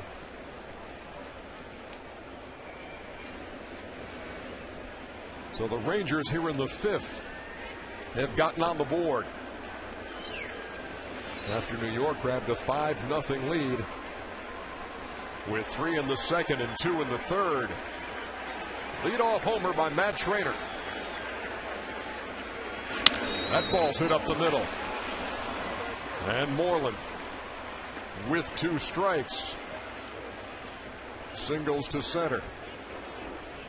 We had a chance moments ago to talk to Joe Girardi, and the first topic was how is Lance Berkman feeling at first? I think he's feeling all right. He hit the back of his head, and you're always concerned when someone does that they have the concussion, but we feel that he's all right now, and he's going back out. The big man, CC, seems like his stuff is much crisper today. Yeah, his command is good. The other day he had 20 balls in the first inning. I don't know if he's throwing 20 balls through the first 4 innings. I think his slider's been good today as well. Thank you, Joe. Thanks, guys. Top of the Texas order now, and Elvis Andrus, who takes the ball. One thing you see about Lance Berkman at first base, one of the differences, he's going to different shoes now after that slip. And going with the spikes. Spikes on the left, the rubber cleats on the right that slipped out from under him.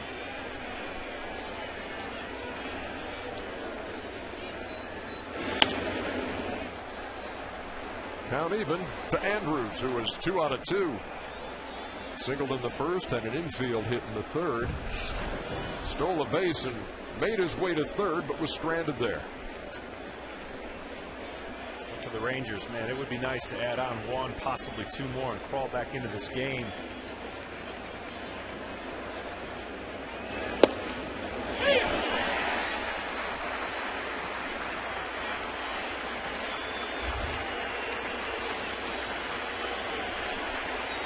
That's a nice pitch count there for CC. You had heard Joe Girardi talk about the fact he didn't think he'd thrown 20 balls in those first 4 innings, and he was right. It was 18.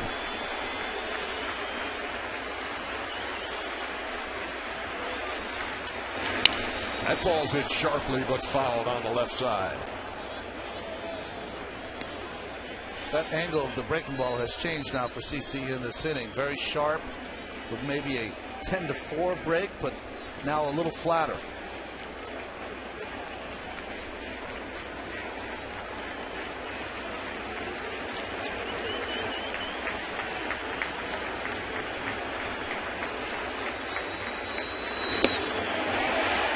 Did he check? Strike 3. As Andrus goes down swinging, tried to hold up but couldn't. This is just knowing what you think, you know what's coming. It's a fastball, and you're going to go attack it, and it just is. You look at yourself and go, what was I thinking?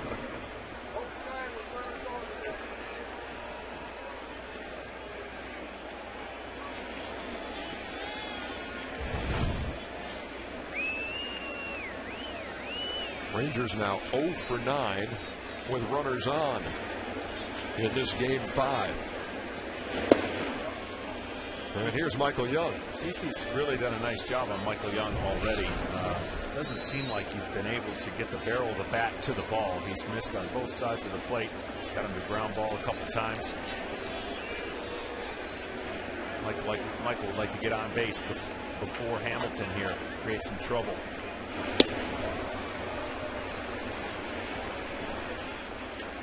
Sabathia falls behind him. 2 balls and no strikes.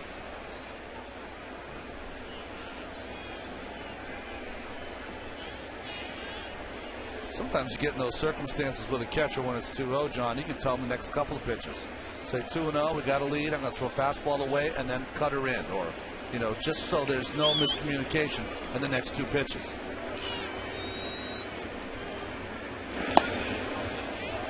Three balls and no strikes. The looming presence of Josh Hamilton in the on-deck circle. The Rangers have scored once here in the 5th.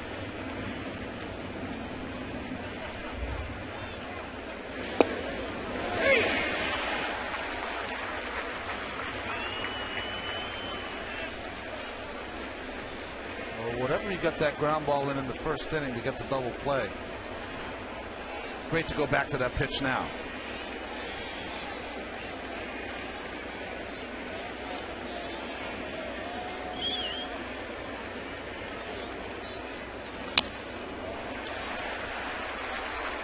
Two counts now, 2 3-1 pitches where the Rangers have been aggressively swinging on ball 4. You always look at certain situations as tipping to where an inning can go, and that certainly was ball 4.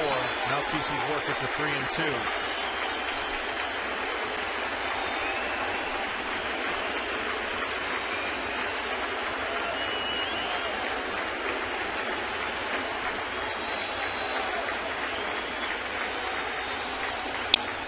To right.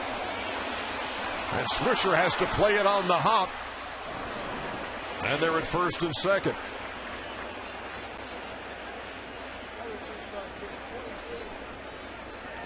This is one of those rare games where you look up at the scoreboard and you go 8 hits, but 1 run. And here's a perfect example. Ball over the middle of the plate. He goes with it. First and second. You got your potential MVP at the plate. And he can get you right back into this ball game. And then you're feeling a lot better. And you saw Moreland having to hold up between first and second to see if possibly Swisher was going to make a shoestring catch. That's too many S sounds. That's tough to say in one description. But they're at first and second with 1 out for Hamilton. Dangerous, dangerous position for Sabathia right now.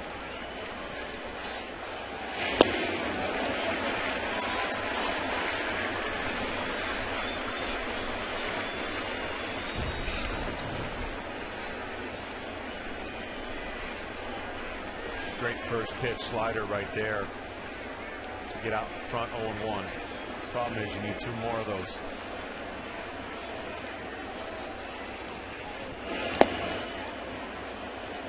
In game 1 of this series with this matchup, Hamilton wrote him out. 3-run shot in the first. Well, that was the slider that he left up in the strike zone. You notice the first 2 sliders here to Hamilton in this at bat have been in the dirt.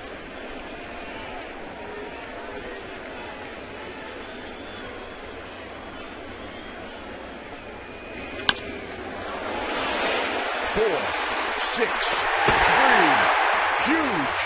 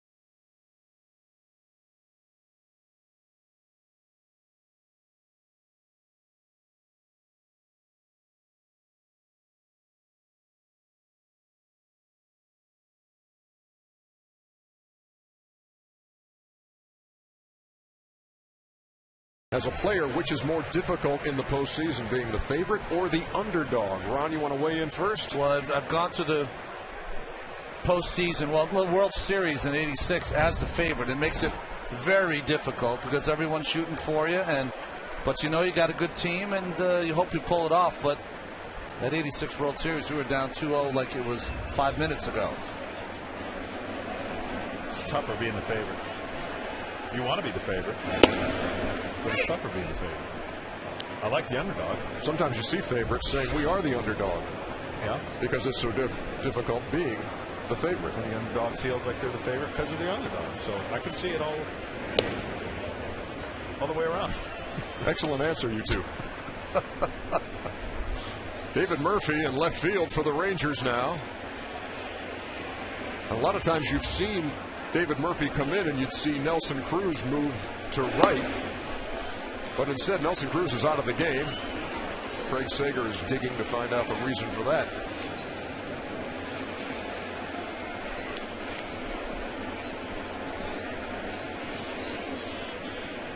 Nick Swisher leading it off against C.J. Wilson here in the fifth. The early report is a left hamstring day-to-day for Cruz.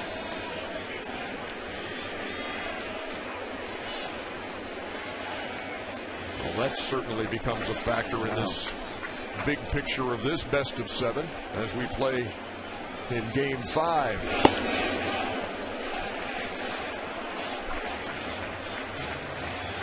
Boy, that little sinker that he threw in the first game, C.J. Wilson, that a lot of the Yankee hitters were offering at, they're not offering at it tonight. A big part of that is I don't think they respect the fastball. They don't have to adjust as much. Swisher on to lead off the fifth. You know, he had one of those Frank I needed that moments in the third inning with that home run. I mean, he had been 1 for 16 in this series without knocking in a run when he hit the solo. And it was followed moments later by Robinson Cano's fourth home run of this series.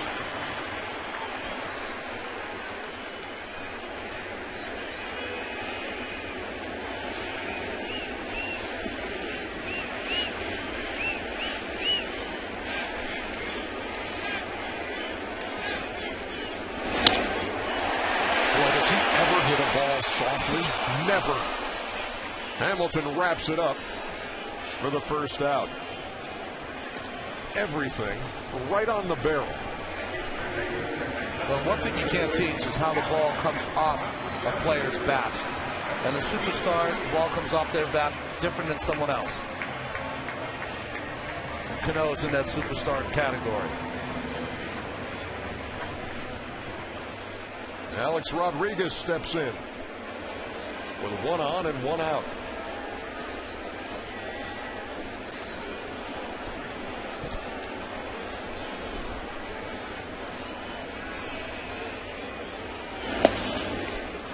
Rodriguez cuts right through it.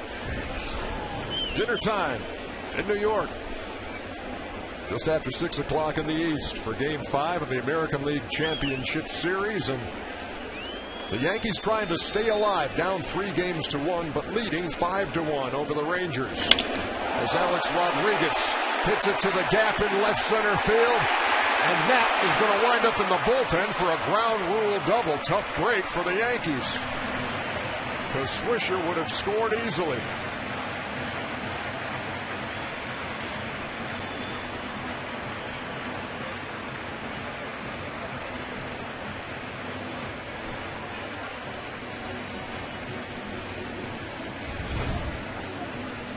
Well, the fastball, first fastball he missed, but turned it up a notch. Ball top of the strike zone.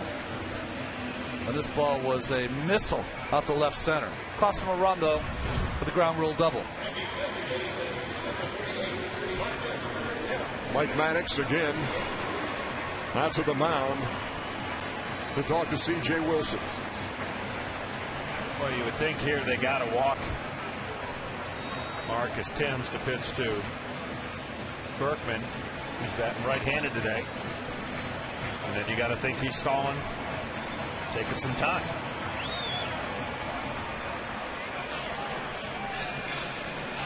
Well, that's a good sign for the Yankees. It's the first hit A-Rod's had off a lefty in the postseason. 1 for 14 now.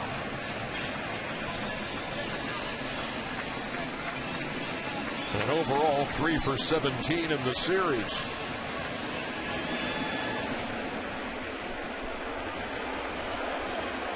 Well, with runners at second and third, here's Timms. And they will pitch to him.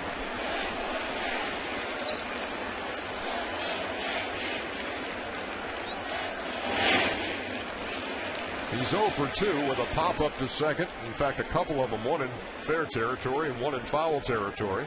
I don't understand this play. I think Timms would be awarded first base when you're down by 4 runs. With 1 out, you have Berkman, who is a candidate for a double play ball.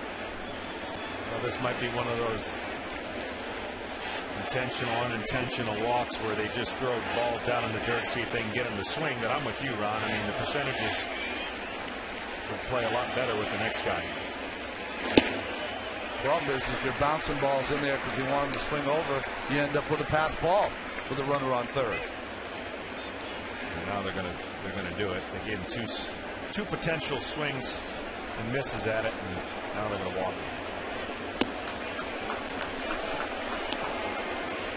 it. Goes in the books as an intentional pass, and it will load the bases with 1 out. Wouldn't it be ironic? Teixeira, who has struggled in this series, sustains that devastating hamstring injury, replaced by Berkman at first base, and maybe they'll get some serious production for Lance.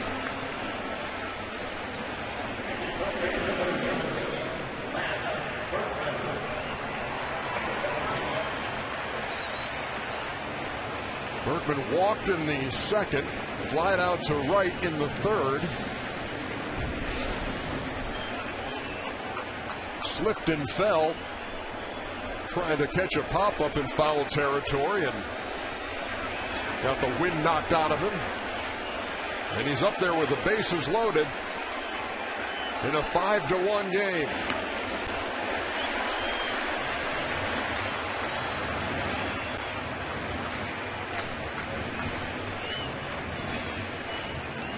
Well, you can make the argument in last night's ball game that AJ was left in the game too long. You can make the same argument here with C.J. Wilson. Berkman 0 for 4 from the right side in the postseason. Swings right through that, a ball and a strike.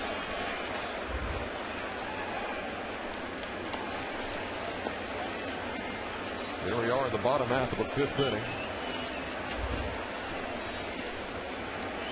And the 90 pitch mark for C.J. Wilson.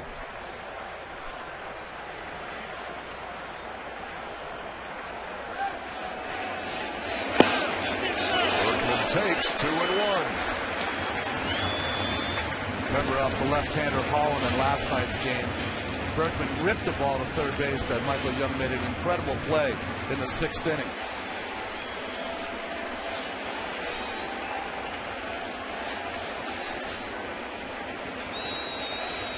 C.J. Wilson hoping to induce a ground ball to produce an inning-ending double play here against Berkman. This one's in the air to straightaway center. Josh Hamilton has room, but that will score a run. And Rodriguez will tag at second and move to third. Swisher scores the 6th New York run at 6-1.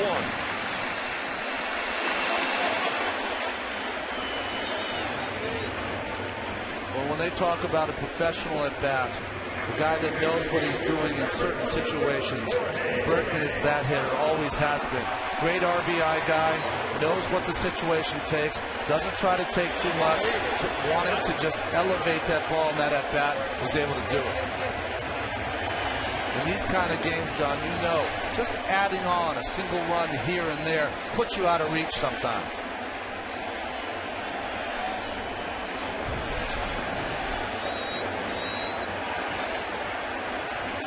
Here's Posada, 2 out of 2 with a single and a double. He scored a run, he's knocked one in.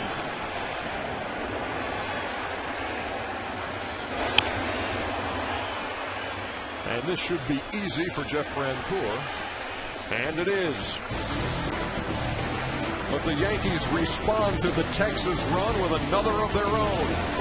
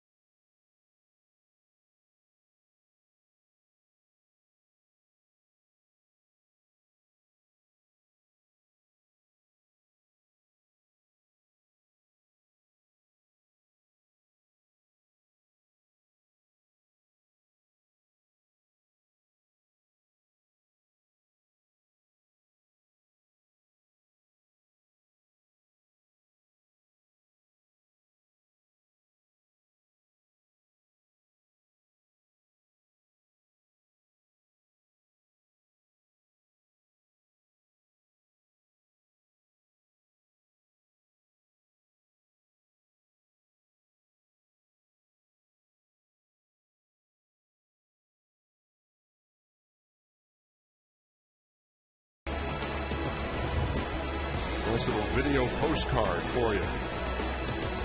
Wednesday evening in New York. Game 5 of the ALCS. Talking to my buddy Lee, he's not too happy that they're using his name without his permission. Going back to that well again. Top half of the 6th.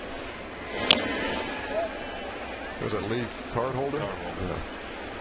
All he's got to do is pay his bills now. He'll be fine. I think he's seizing the moment now. Vlad Guerrero, after a 4-for-5 night in Game 4, is 0-for-2 with a strikeout and a line out to right. CC Sabathia working with that 6-1 lead.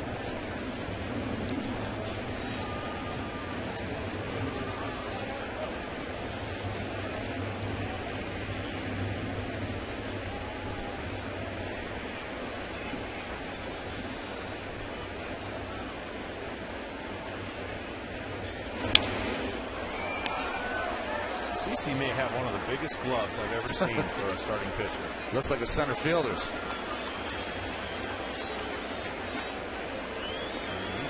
Everything disappears when he goes into that glove. Well, your teammate Maddox used to use a big glove, didn't he? Yeah, he'd open it wide. He didn't want to give away any pitches.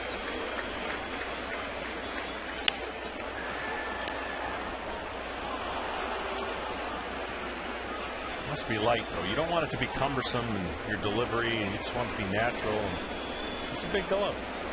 It's a big guy. Big man, big glove. I mean, if he had a small glove, it'd look like a mitten on him. No problem. C.J. Wilson's that big uniform, too.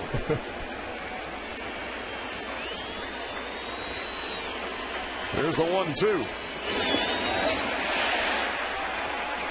Made Vlad look bad. 1 out.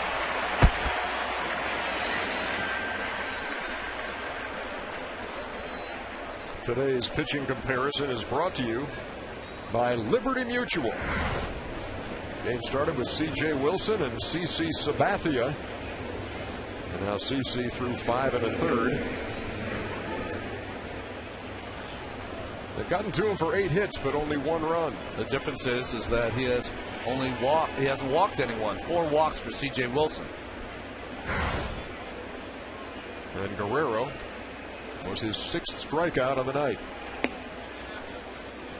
Here's David Murphy, who came on for Nelson Cruz, who has left with some tightness in the left hamstring. They say it's a day-to-day situation as opposed to the Mark Teixeira grade 2 strain. He's out and not coming back.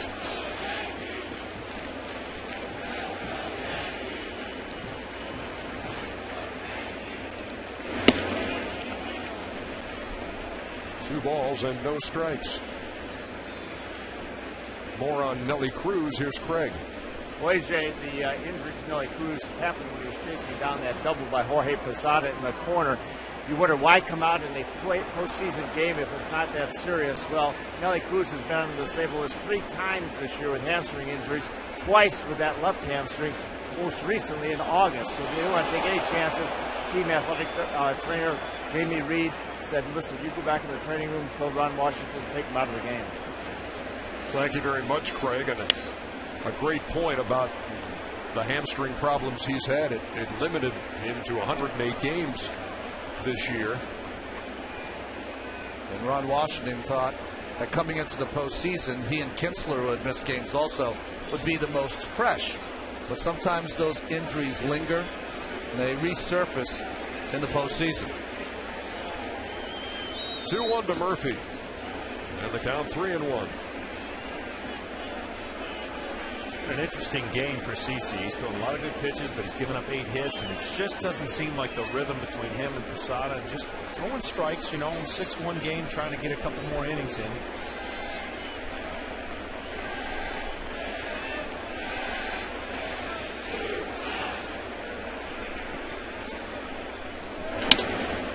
A bullet to right and a 1-out single for David Murphy. But, John, sometimes nights are like that, aren't there? There are some days you take the mound and everything can be perfect. And you and the catcher are on the same page and you feel good, et cetera, et cetera. It's these nights like this where you got to grind a little bit that you really have to summon up the things inside that get you through it. Yeah, but I think you can still do it being on attack. Yeah. Be on attack. I mean, I know that this is an important game for obvious reasons for New York. You don't want to think ahead, but be on attack. Find a way to get that rhythm going that typically he has had here at home. He's only given up 1 run. We're not that he's pitching a terrible game. It's just that we're used to him taking control of the strike zone and making those pitches be real effective. He dictates to the hitters. The elite pitchers, when they have their great stuff, and CC is an elite pitcher, doesn't have his great stuff tonight, they always win. When they have stuff like he has tonight, the team he puts his team in a position to win. And when they don't have their good stuff, they always seem to find a way to keep their team in the game. He hasn't had a 1-2-3 inning yet and has given up 9 hits, but only 1 run. 6-1 in the 6th. Joe Girardi and the Yankees trying to send this series back to Texas. 3 balls and no strikes. 2-0 changeup to Kinsler. Interesting pitch from CC there with a 5-run lead.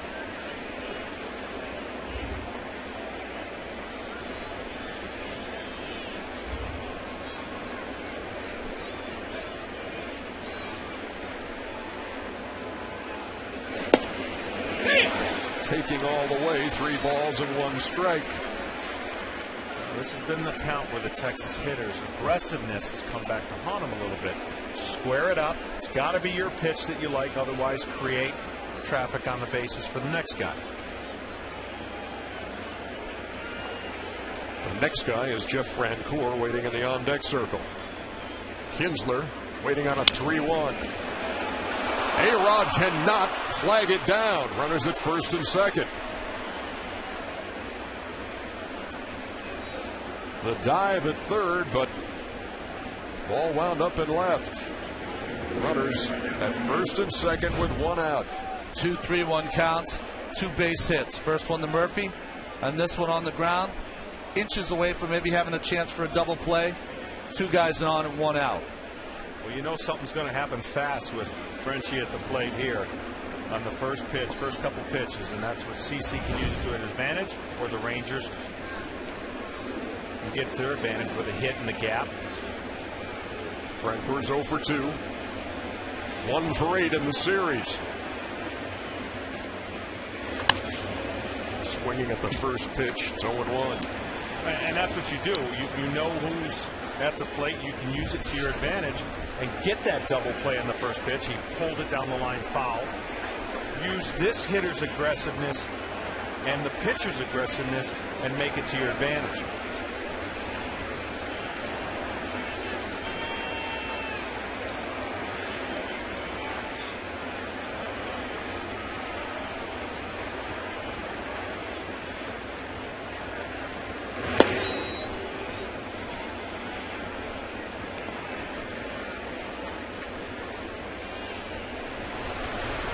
Number 39 is Kerry Wood, as he loosens up here in the 6th. There's an ABC formula. He's part B. C would be Rivera.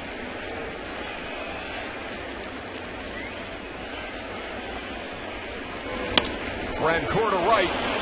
Swisher plays it on a hop.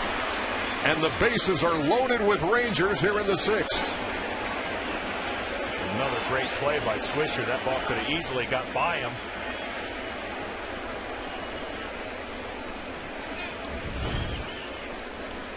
Well, Sabathia had Francour's number, but his last at bat was a bullet to Jeter for an out. And here a base hit now, 3 for 16 off Sabathia. Base runner Murphy had the hold because of the charging Swisher. But you're right, got that on the short hop, but able to hold the runners with the bases loaded. Had a couple of those today in right field. Bases are loaded after a strikeout of Vlad Guerrero. 3 consecutive singles by Murphy, Kinsler, and Francoeur. What's the most hits you've ever seen without giving up more than 1 run? Well, we're approaching it, huh? It is, and the reason is you know, they were before this onslaught of hits 1 for 11 with people on base, but now starting to warm up here late in the game. What did Ron Washington say? Picking and pecking. And here's Matt Trainer, who homered his last time with nobody on.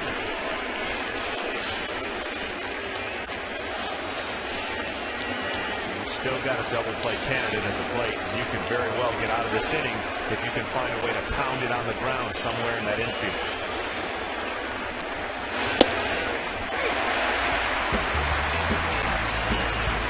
This is how the Rangers scored their only run of the game so far. The Trainer's solo shot in the 5th. You don't mind, you'd give up the solo shot for the ground ball here, though, wouldn't you, John? Absolutely.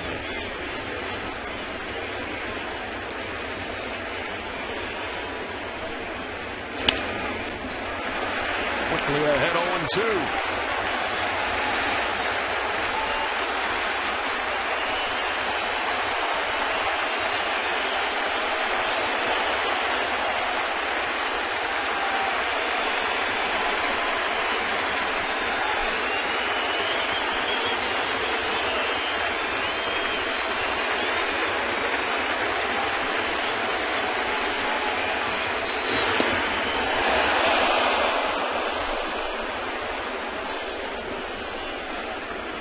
Pitches that the Rangers have not been able to hold up on is the slider down at their foot. This one was supposed to be down there, but it wasn't able to pull it down in that area and see if he can make the adjustment.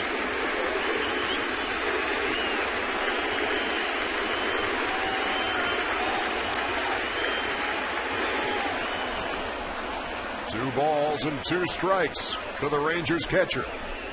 Now, the only problem with that, Ron, is now he's seen 2 sliders. The more you see in the bat, he had him in a defensive account. Now 2-2, bases loaded. You know, as a pitcher, you don't want to go to 3-2. Get your decision right here. Whatever pitch you feel comfortable on, make it happen right here on the 2-2 pitch. No setting anybody up.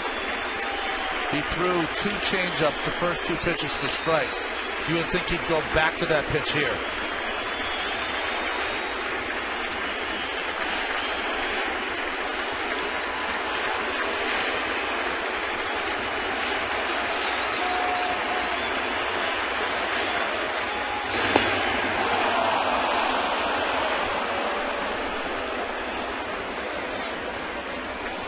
So another bad one forces in a run.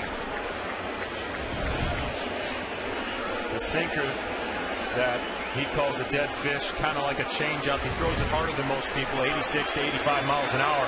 Has downward action, trying to get the head of the bat, trying to get the hitter to get way out in front.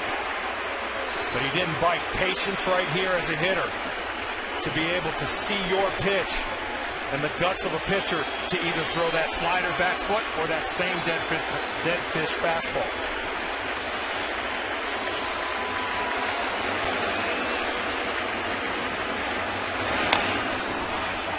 Little tapper foul. And everybody takes a deep breath. Pick and peck, Ron Washington said. They're right in the middle of it.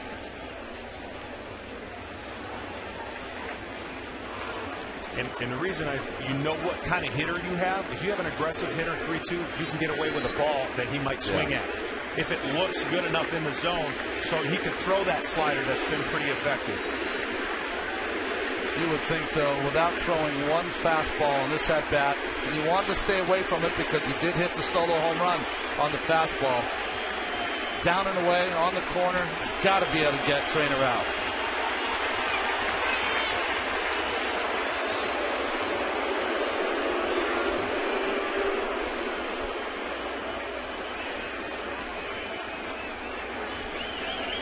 Guy's battling out there. It's not been his prototypical game. 11 hits. Bases loaded right here. He's battling. This is a big pitch in the game. Rounded to third. Rodriguez will go to first as Murphy scores. And it's a 6-2 game.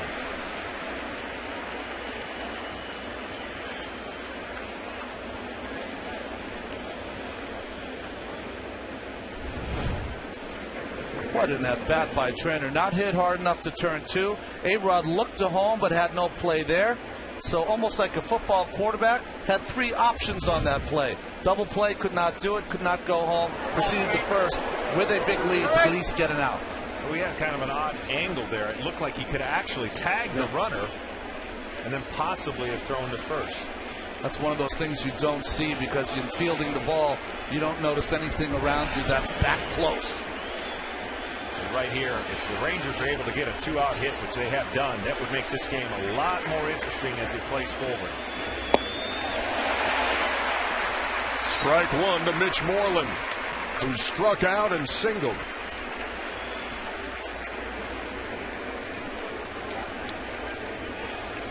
Runners at second and third in what is now a 6-2 game.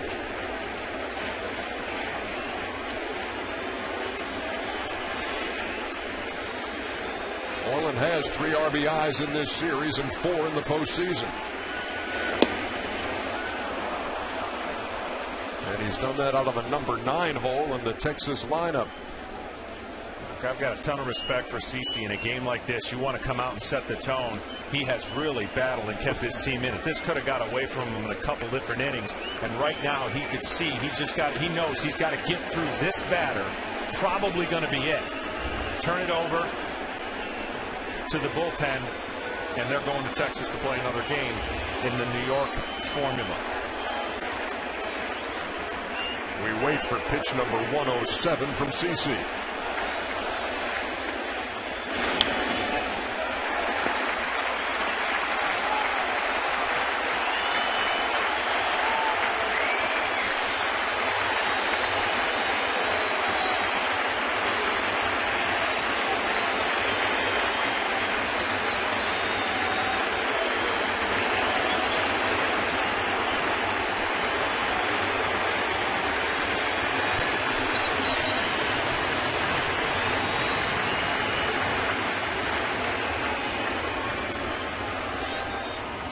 There's just been so many of these meetings. I mean, this is important times, and you want to make sure you got it straight. Guy on second.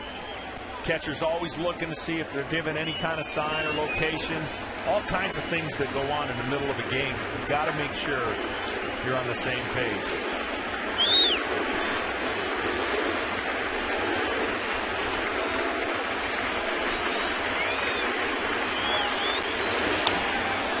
Just reached out and stayed alive. They have been so good with 2 strikes, this Texas team, just battling in the at-bat, try to fall off the tough pitches to get a pitch they can hit. 23 2-strike hits in this ALCS. To put it in perspective, Reds, Phillies, NLDS, the Reds, 2 for 50.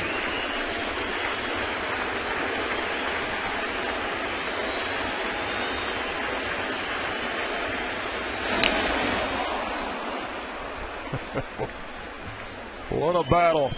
Sabathia and Mitch Moreland.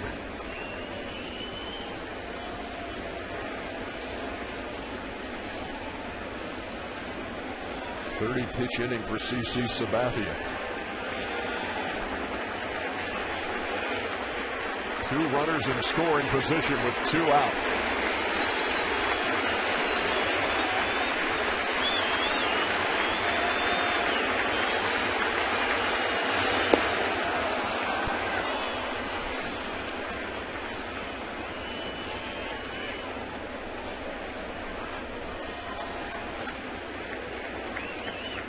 Talked about quadrants and pitch recognition. Low fastball that you get to foul off, that pitch might have more effectiveness. But a high fastball followed by something real low, you need a real aggressive hitter to swing at that.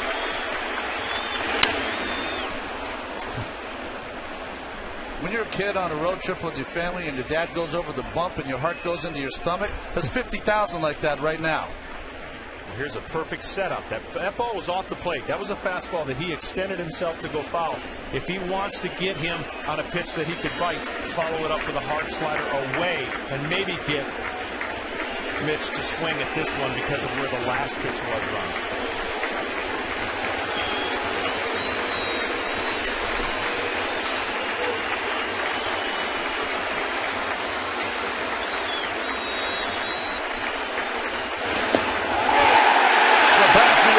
The battle of wills.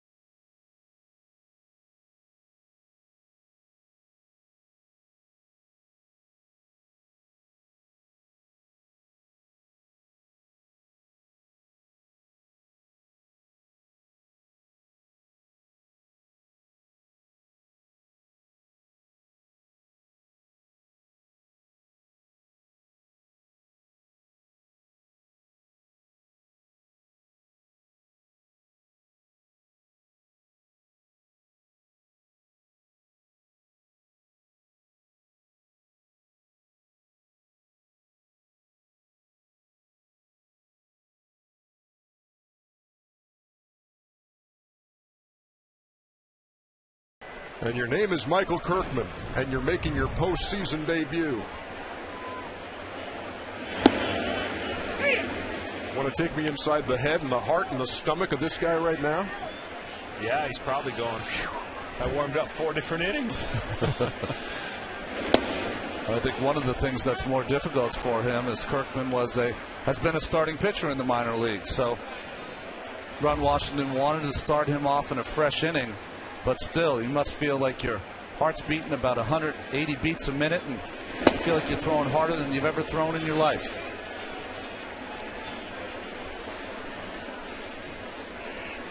Granderson is singled and flied out to center.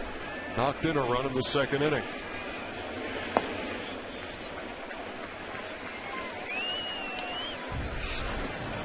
While we've seen plenty of Darren Oliver and Derek Holland and Clay Rapata in this series, lefties out of the bullpen, this is the first for Kirkman.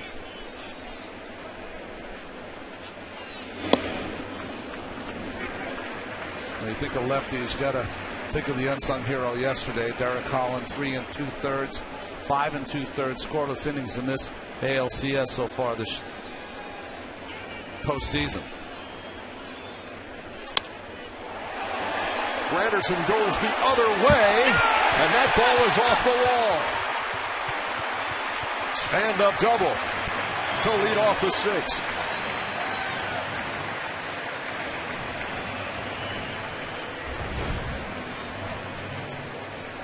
Oh, you see the ball coming right in your living room.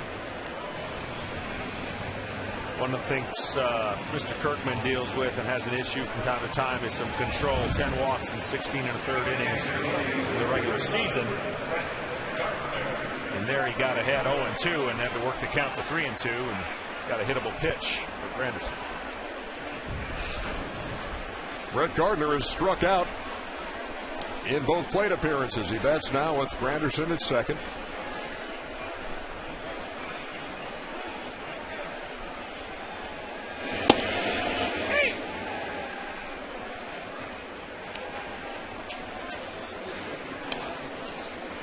If you're just joining us, the Yankees scored 3 in the second, 2 more in the third, and 1 in the 5th against starter C.J. Wilson, who walked 4, one of those intentionally. The 3 unintentional walks all scored. But then fouled by Gardner. And it's 0-2.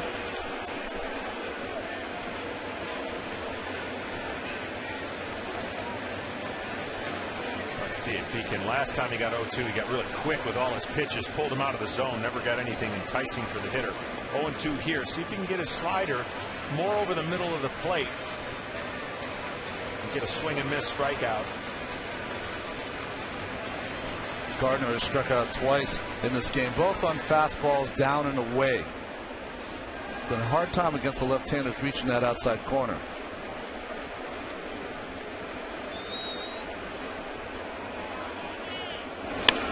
Bunting with 2 strikes.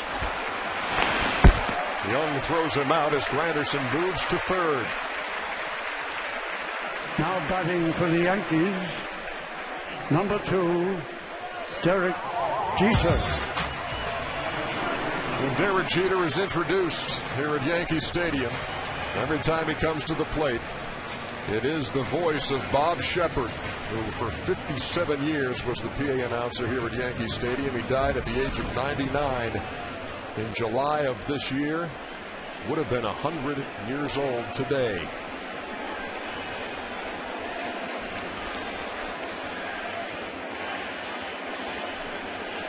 And they remember him every time they put the pinstripes on.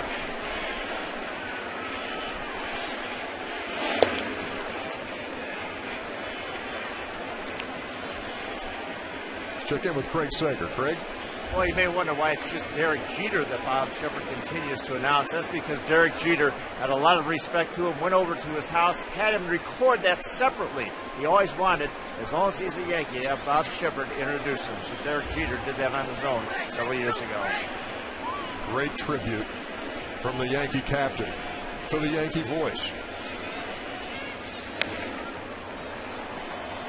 Third straight hitter that Kirkman has gone ahead 0-2 on.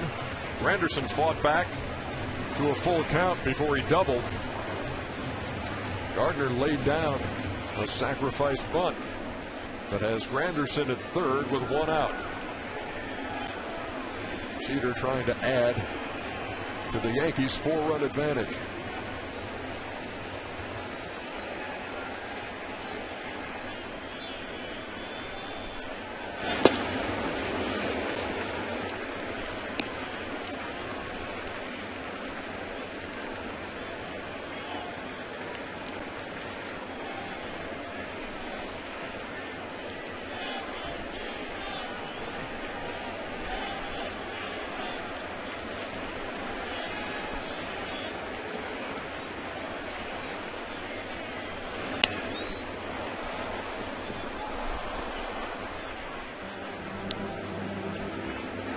Seeing him come in the game reminds me of my first postseason at bat.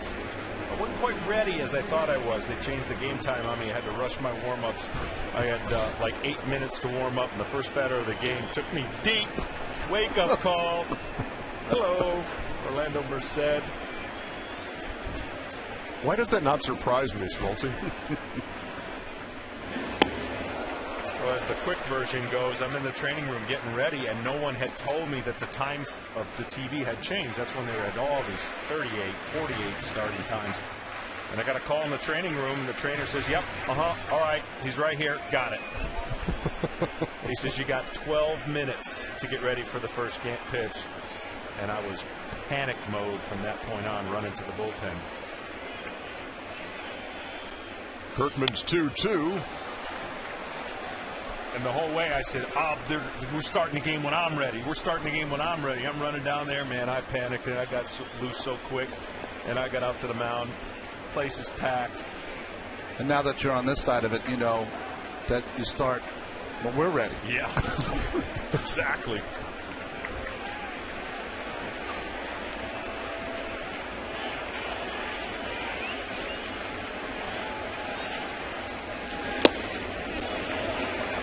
The count full to Derek Jeter.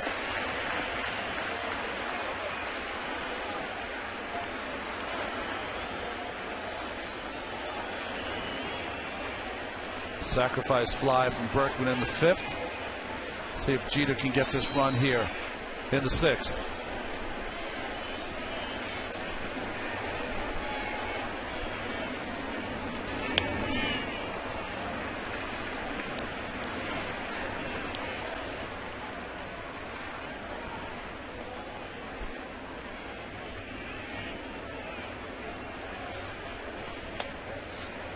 The veteran Derek Jeter facing the rookie left-hander, 24-year-old Michael Kirkman.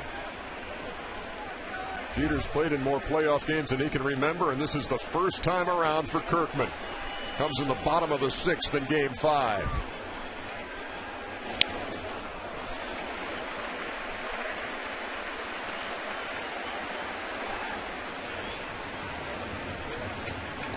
Well, I was going to say, what an at-bat by Jeter, but it becomes redundant that for a while, isn't it?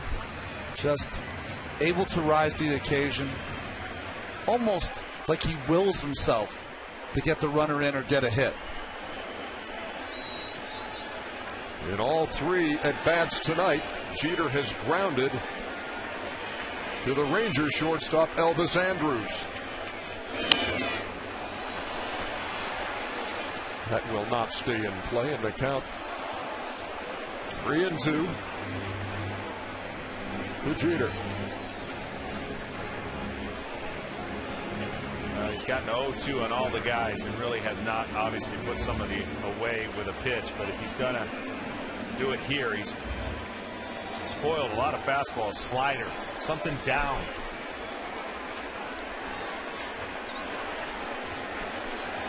Worst case scenario, you walk him, set up for the double play. So if they're going to go with the fastball in, try to freeze him.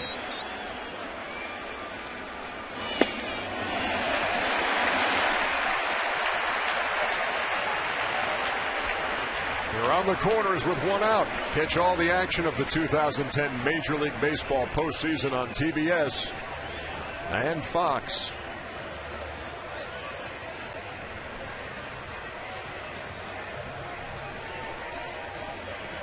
For the teams that played for it all last year, the Phillies down 2-1 to the San Francisco Giants. The Yankees, who won it all, trying to stave off elimination here and send this series back to Arlington, Texas. Cody Ross having a decent postseason so far, isn't he? Wow.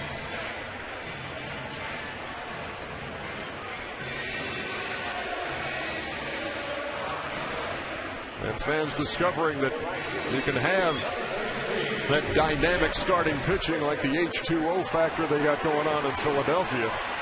And it's not a given. Here's Nick Swisher. Homered in the third. Walked and scored in the fifth.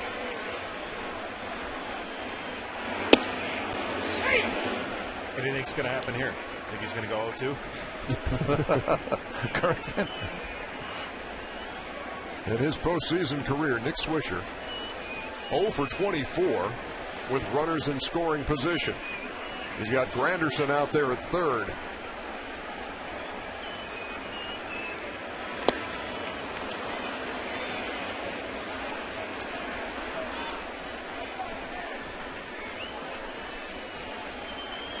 How about that, Smoltz? 0-2. 0-2. The hardest part of the young pitcher is trying to throw a better pitch than the one he just did. He doesn't need to. But your body and mind says, okay, put him away, put him away.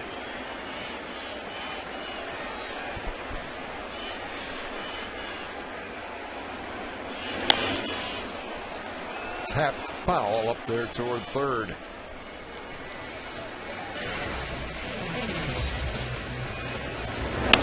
This was Swisher in the third. Nice job pulling his hands in there on a fastball in, and no doubt about it. And moments after that, Robinson Cano put one in the seats in right. And at the time, it was a 5-0 game. The Yankees answered the Rangers run in the fifth. Can they answer again here in the sixth?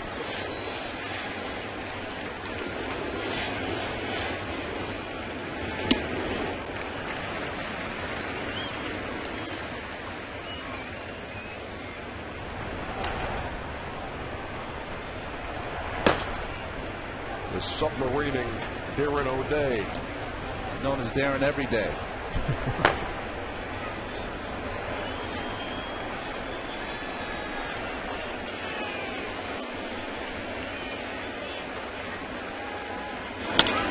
Boy, that's hit hard, but Kinsler made the play.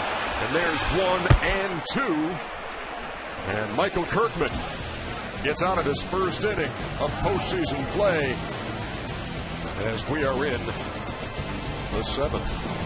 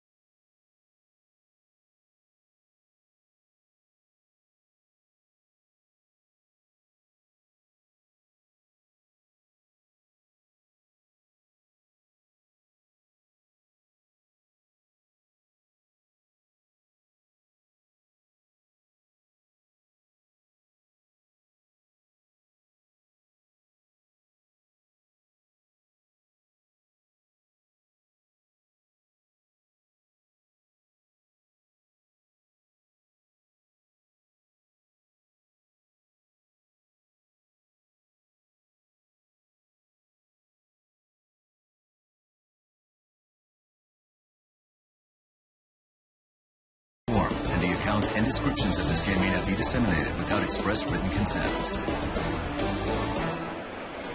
6 innings in the books. We're in the 7th at Yankee Stadium. Game 5 of the American League Championship Series. And the Rangers with a 3-1 advantage in the series. Down 6-2 with the top of the order, and Elvis Andrus takes a strike.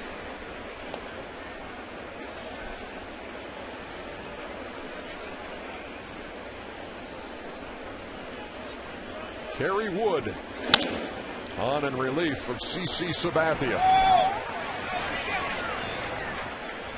Well, when he came over to the Yankees, it did not allow an earned run from August 6th to September 26th. But in the postseason so far, he has been semi-hit and miss. When he's come in, he's either had commanded that fastball and has really rushed through these lineups, or he's had the inability to throw strikes.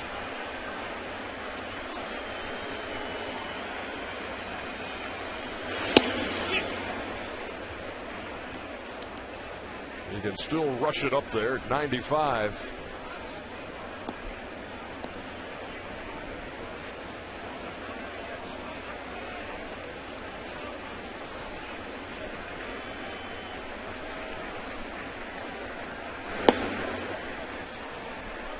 Kerry has said that early in his career, when he was on some of those real good Cubs teams, just assumed that at some point he'd play in the postseason with them. This is his chance.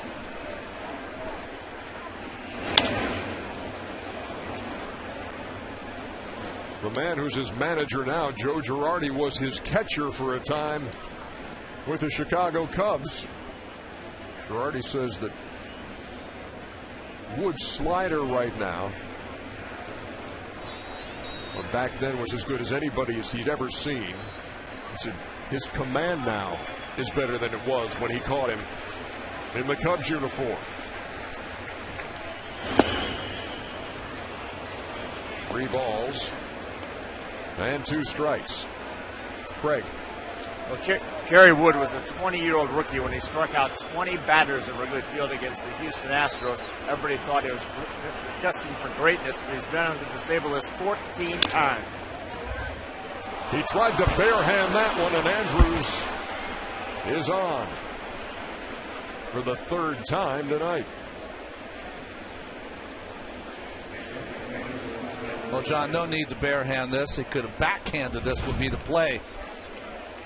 Andrus was fast, but not that fast. Just a little backhand here with the glove would allow him the opportunity to make the play. You see a lot of pitchers go after balls with their bare hands, and you can risk injury, and you usually don't make the play.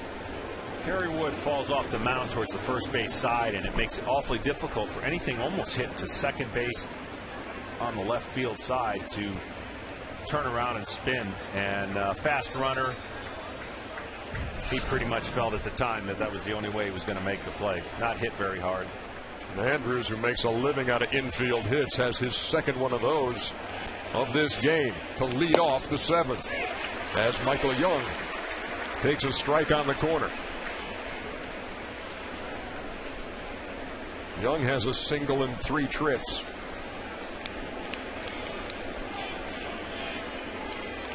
I still expect the Rangers to try and steal some bases, even down 4 runs.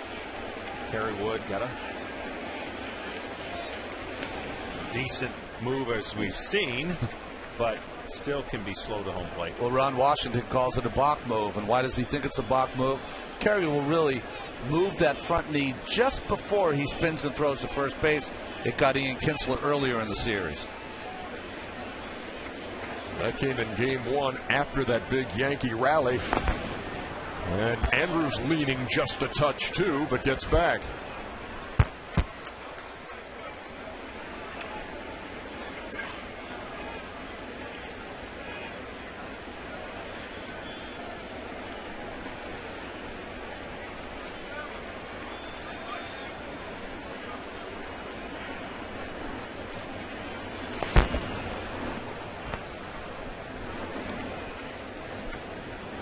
Now you're thinking, okay, that's the limit. He won't come over for it. I'm going. Well, the one thing when you call that from Posada to Wood to throw over. Can't lose your commitment to the plate and the batter. Young's too good of a hitter. You saw Tony Pena, bench coach. And he's the guy who, when Kerry Wood did pick off Ian Kinsler, he's the guy who gave the sign from the dugout for Wood to throw over. See, Tony Pena is saying takes 3 strikes. Yeah. Posada, when he caught that ball in the dirt, tagged Young because he thought it was the last strike. So having a moment with Posada with all this pressure. The count is 0-2.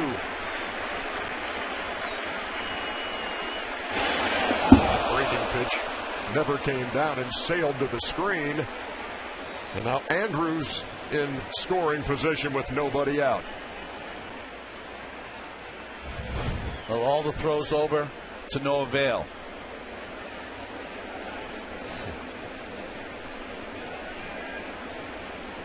We've all had a few of those, huh, John? Sure. Just trying to break it 10 feet instead of the 3 feet.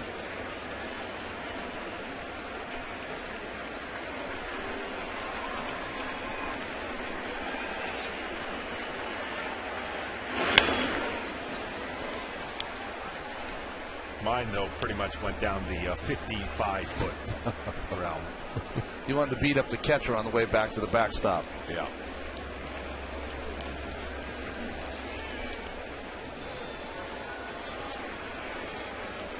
A-Rod back. Big leg kick from Wood.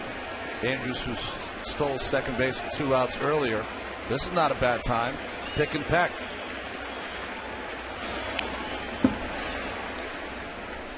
Young just did get a piece. All in 2 strikes.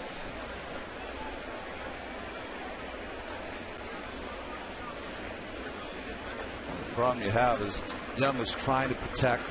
What if he hits a soft liner somewhere? That's 2 outs and on your way out of the inning.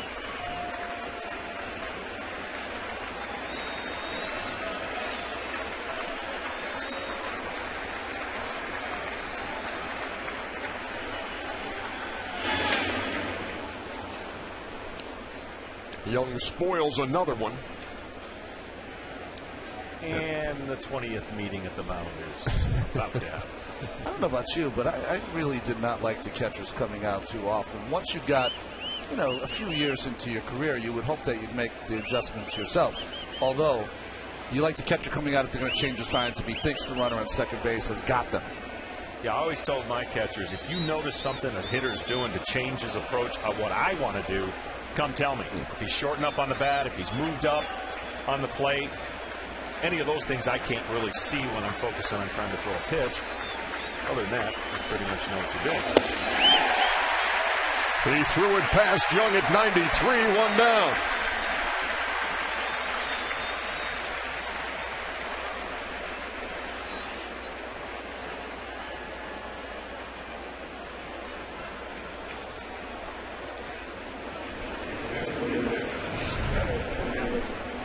Josh Hamilton at the plate has 4 home runs in this American League Championship Series. Nobody's ever had more. Who's going to get there first?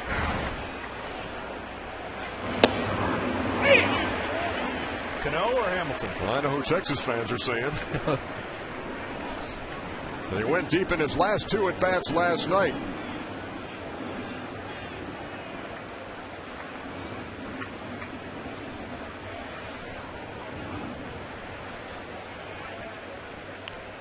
Think about Hamilton, and that's why his .359 average shows what kind of hitter he is. Very rarely do you have a power hitter of his renown, and there's no shift really in the infield. Shortstop Jeter's up the middle, but everyone else where you should be for even a right-handed hitter. They have him picked off, and they got him.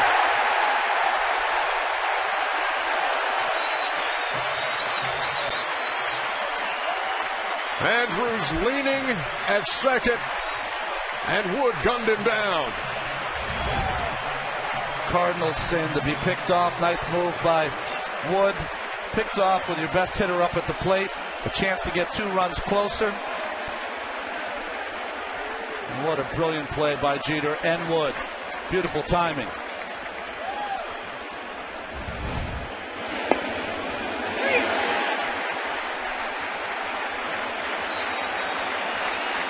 So he gets Kinsler in game 1, Andrews here in game 5. And he's got Hamilton 0-2.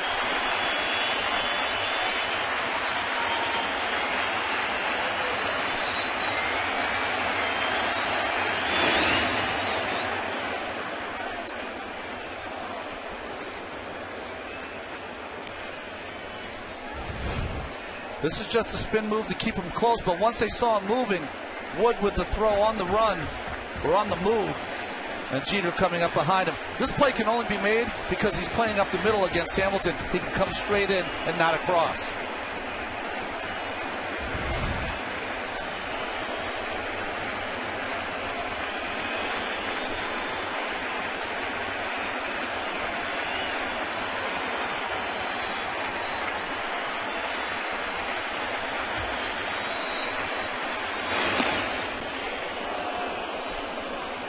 Two with 2 out.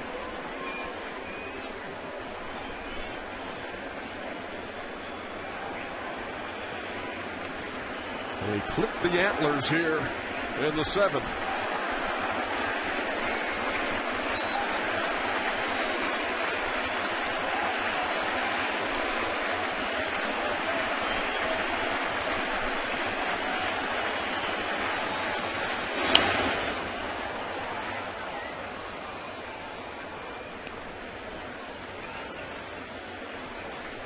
Hamilton has 1 out of 3 tonight, singled sharply in the first. Line to short, and in the 5th it into an inning-ending double play. There's C.J. Wilson, who was not the same C.J. Wilson we saw in game 1.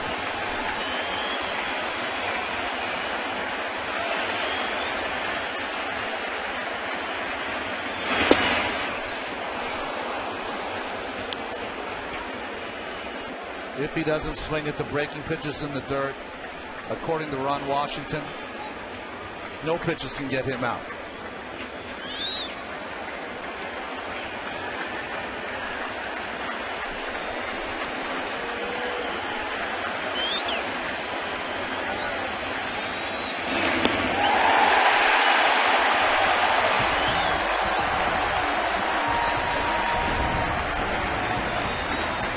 They're all smiles in New York. It's time to stretch.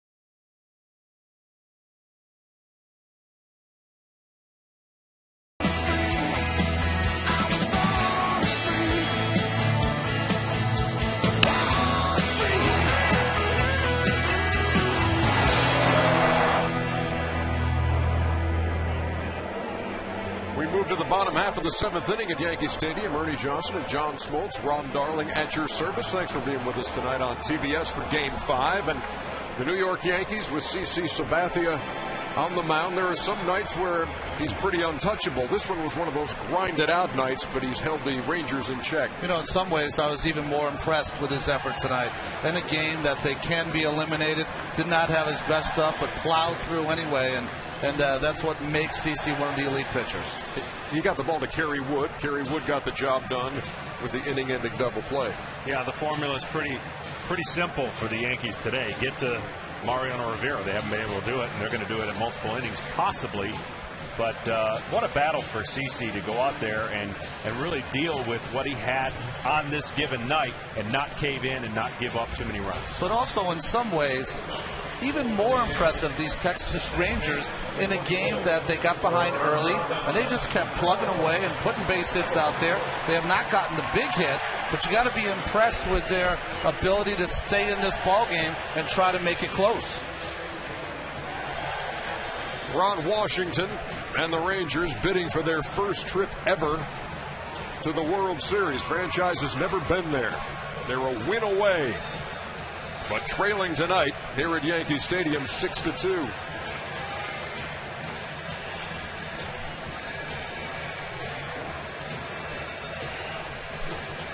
Robinson Cano will lead it off in the bottom half of the 7th.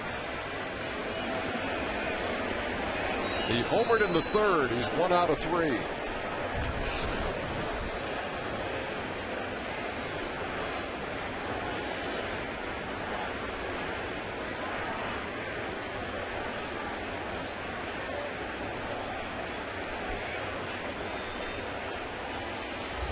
Michael Kirkman begins his 2nd inning of postseason work.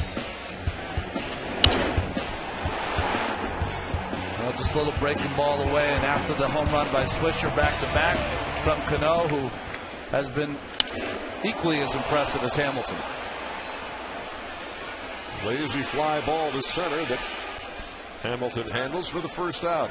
And boy, was he upset he missed that pitch. Has not happened often, if at all, in this series. Watch right here. He's got it sighted in, and then, oh, man.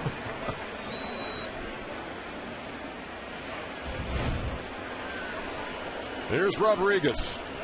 Walked in the 2nd and scored. Lined out to Young at 3rd. Doubled in the 5th.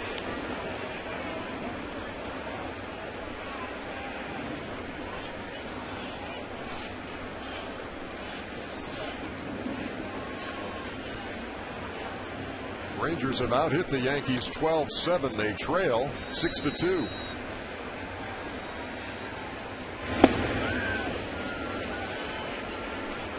Had this game really been a 1-run or possibly a 2-run game, I think we might see Mariano warming up right now. But right now it looks like Kerry Wood's going to go back out with the Terminator waiting in the wings.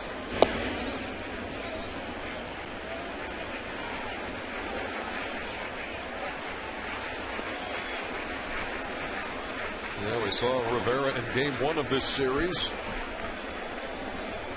closing it down after the Yankee rally, and haven't seen him since. Louisville Sluggers happy.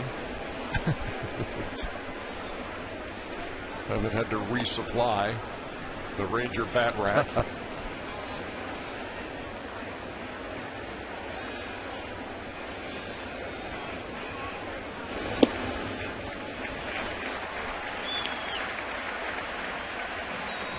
Rodriguez draws the 1-out walk. Sports fans, listen up to what some of the biggest names in sports have to say about today's hot topics, like Boomer Esiason on the Philadelphia Eagles quarterback situation, or Doug Flutie on his top 5 college football teams. Check out Behind the Mic, presented by Allstate, exclusively on SI.com.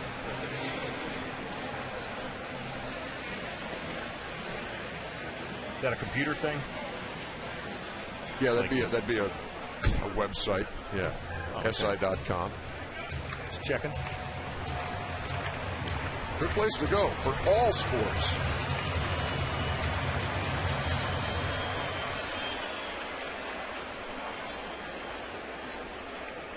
Marcus Timms has popped up a couple of times, was walked intentionally in the 5th.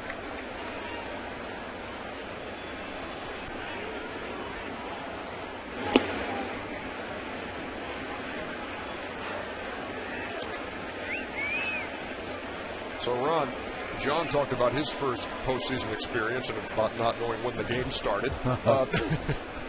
What can you relate to? Well, I don't have that excuse. I knew exactly when the game started, and I was fresh and ready to go.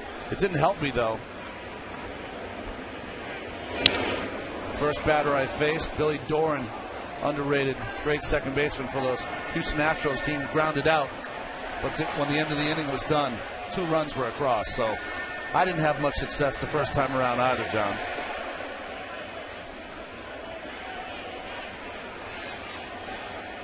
Michael Kirkman getting his first taste of the postseason here tonight. He allowed a leadoff double to Curtis Granderson. He walked Derek Jeter, but he got Nick Swisher to ground into an inning-ending double play. Here he's walked Rodriguez with 1 out.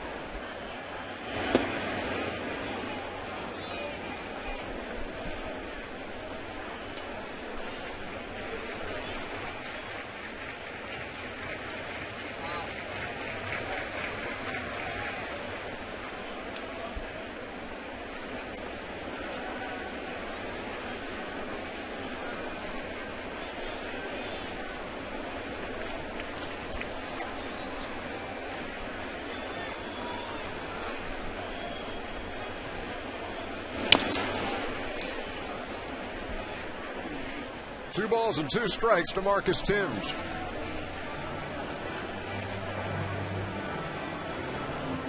Play Rapata in the bullpen for the Texas Rangers.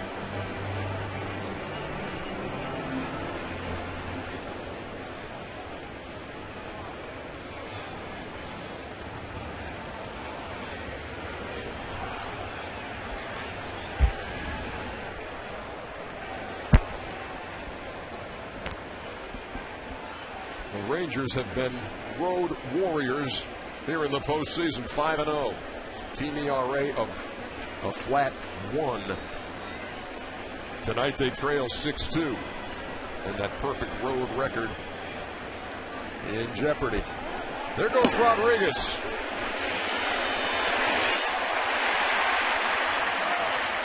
Stolen base here in the 7th. You said he'll pick his spots, and he did right there. Doing a lot of faking over there at first base and finally took off. Good pitch for Trainer to throw, but he almost drilled the pitcher Kirkman throwing that ball to second base on 1 hop. One of the hazards of being 6'4". Boy, just got in under that tag.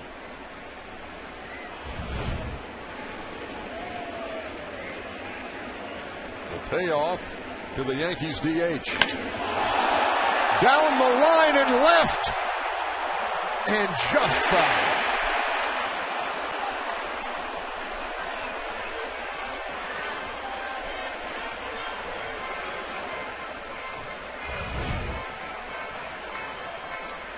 This one's pretty much a no-doubter. That's not a Berkman. No. Jim Reynolds goes from the right field line with Lance Berkman last night to the left field line. This one easier to call. No review necessary. And we wait for another 3-2.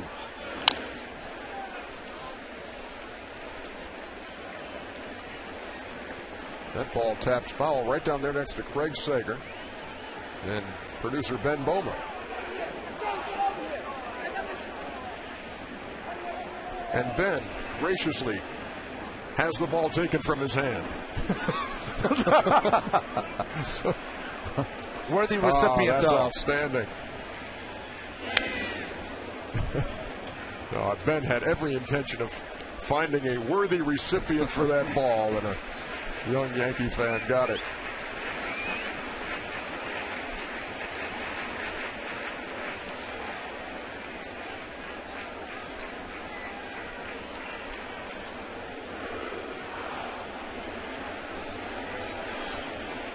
Rodriguez with his lead at second.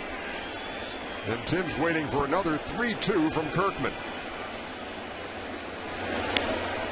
Work for Wood, why not?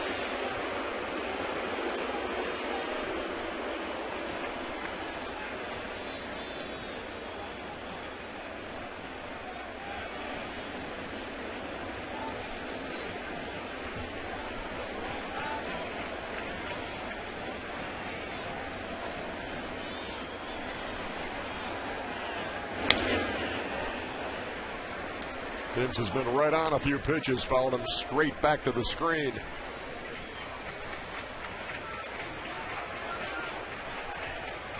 See if we can find out how many baseballs they went through this game. This game? Several. And a lot.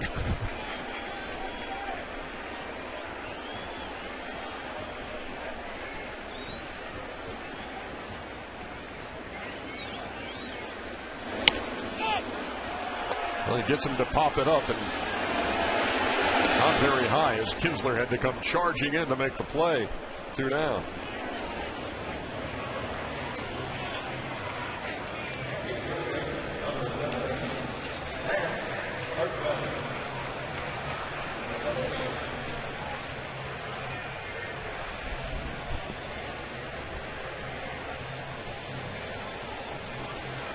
Well, here's Lance Berkman.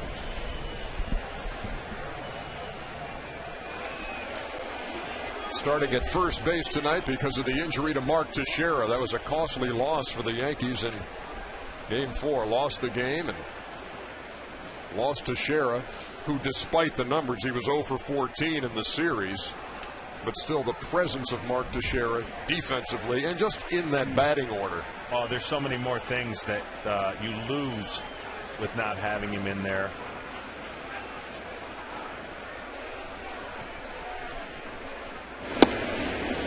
Berkman takes a strike, and then earlier in this game, Berkman feet went out from under him as he chased down a pop-up. Got the wind knocked out of him and may have hit his head a little bit or snapped his neck. But he was able to stay in the game.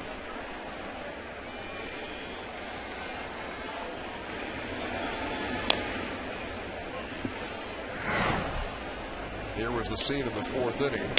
I mean, his feet go straight out from under. Banged up against that board. Said that it snapped his neck. Also knocked the wind out of him. The smelling salts to revive him. He's had a nice offensive game, though. He's walked and scored a run and produced a run with a sacrifice fly. Little change of spikes, and traction's been good.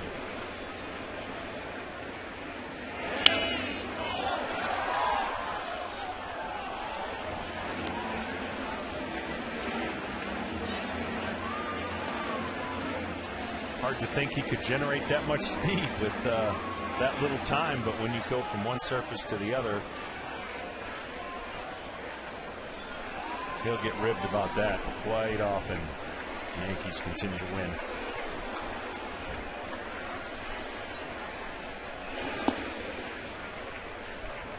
Trainer kept it in front. It's a ball and 2 strikes.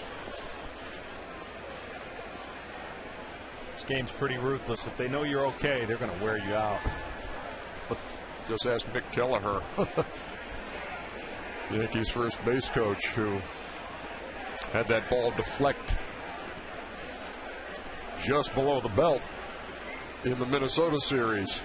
And heard about it for. That's one thing the Yankees could do during all that time off between series is talk to Mick.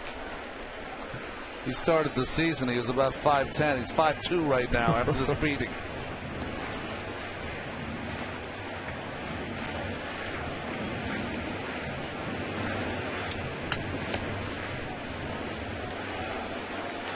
Two balls, 2 strikes, 2 outs.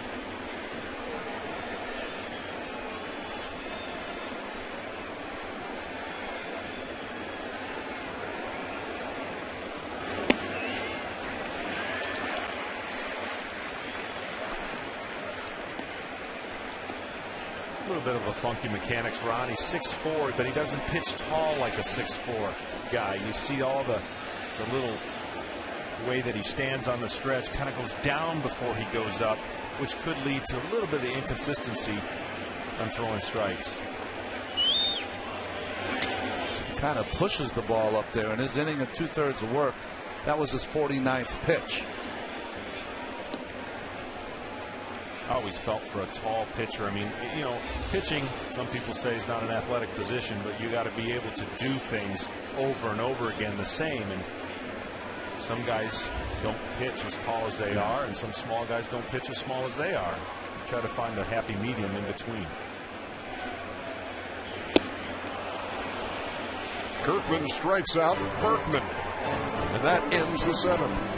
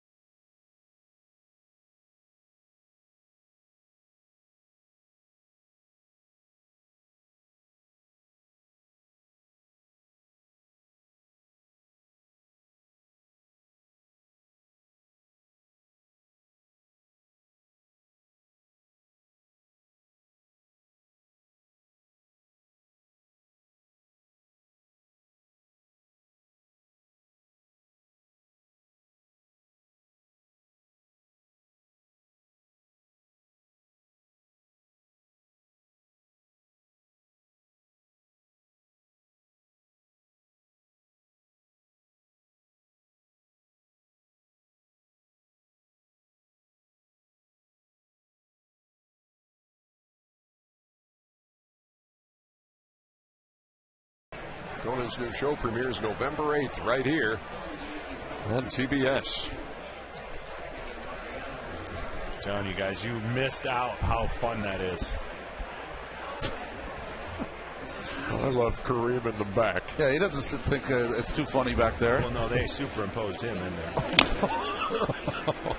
There's a tapper by Guerrero back to Wood to start off the top of the 8th. Let's go down to the field to Craig Sager for a Bank of America game break. Well, over the National League Championship Series, the Philadelphia Phillies down 2-1 to the San Francisco Giants will try to even the series. That game will be playing momentarily. It will be Joe Blanton from the Phillies against rookie Madison Bumgarner of the Giants. Coverage on Fox coming up momentarily. All right, thank you, Segs. Joe Buck, Tim McCarver on the call of the National League Championship Series and the World Series on Fox. Here's David Murphy, who came on for Nelson Cruz. Cruz leaving with some tightness in his left hamstring. And we'll have to see if indeed this series does continue in Arlington in a couple of days, what Cruz status is. One of their big producers offensively.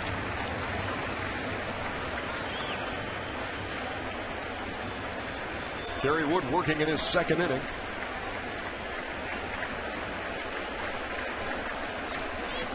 Allowed a hit, but picked off Elvis Andrus in the 7th, and then had a couple of strikeouts to go with it.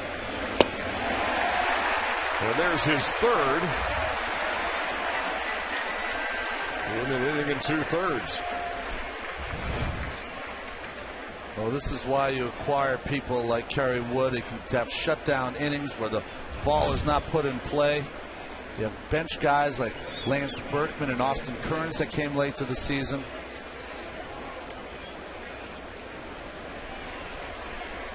And the final answer.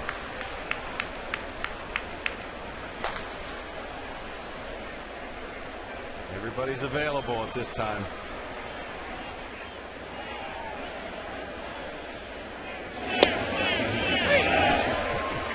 Well, I know you said A, B, and C. You didn't give a D. Nope, there is no D. 10 Rangers have struck out here in Game 5.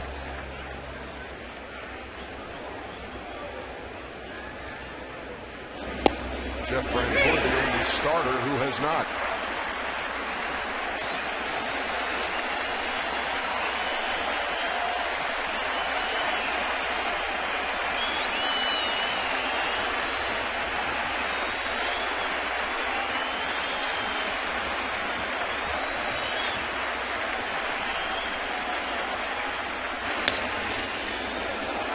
Rodriguez with the diving stop and throws him out.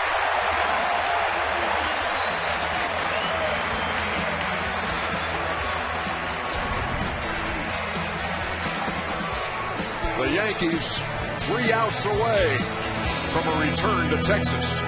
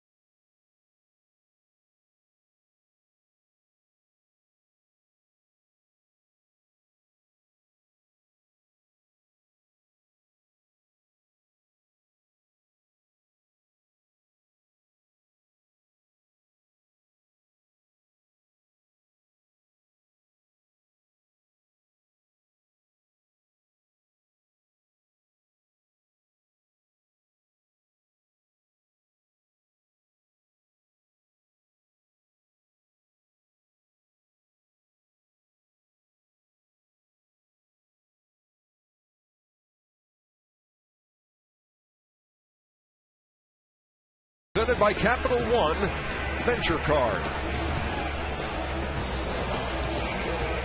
Wednesday night in New York. We're in the Bronx at Yankee Stadium. Game 5 of the ALCS. Yankees trying to send this series back to Texas. The Rangers hoping for some quick strike offense in the ninth. Trying to earn their first trip ever to the World Series. Alexi Ogando is the third Texas pitcher. Well, he's going to try to continue the dominance of the Rangers bullpen on the road. 0 ERA on the road for the Texas bullpen. A converted outfielder in the Oakland A's organization. Never pitched above the Dominican Summer League until this season. 0 ERA in the postseason on the road. Well, that's how you get to 5-0 before today.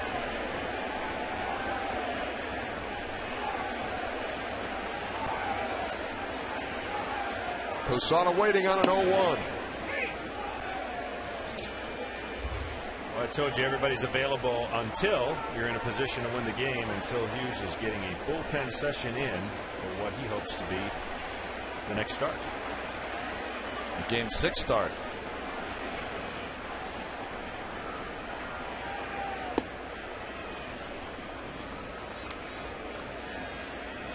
What's that man? Colby Lewis. If things stay as they are, then you're looking at Hughes and Lewis. Game 6. He does something that not a lot of people do. He strikes out right there. He throws twice in between starts, Ron. That's a lost art for a lot of pitchers. Didn't you guys used to do that in Atlanta sometime? Yeah, all the time. There they are. Phil Hughes, who was lights out in Arlington until this postseason start. Well, here's Curtis Granderson with one down in the 8th.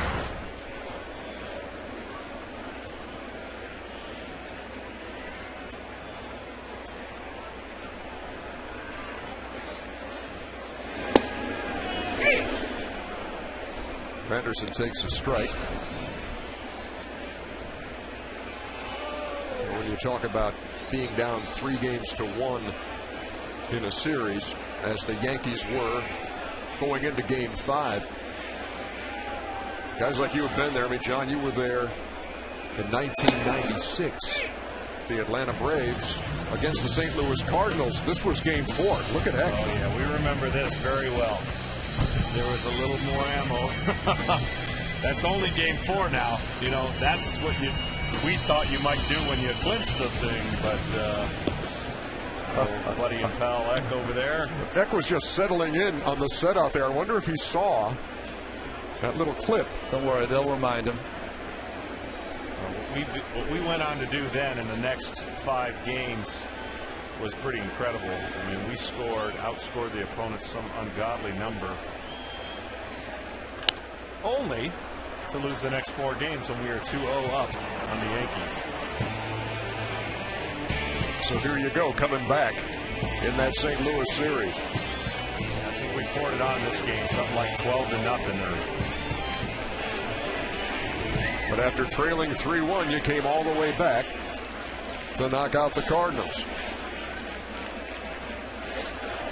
You didn't always get that kind of run support, did you, John? No, but it was fun. I couldn't get out of the game. I wanted to get out of the game to help us in Game 7, thinking ahead. And they wouldn't let me. I said, no, we got to win this game first. This is 12-0. Not real confident about your middle relief, I guess. 2-2 to Granderson. That ball scorched to right and into the seats. Solo home run for Curtis Granderson.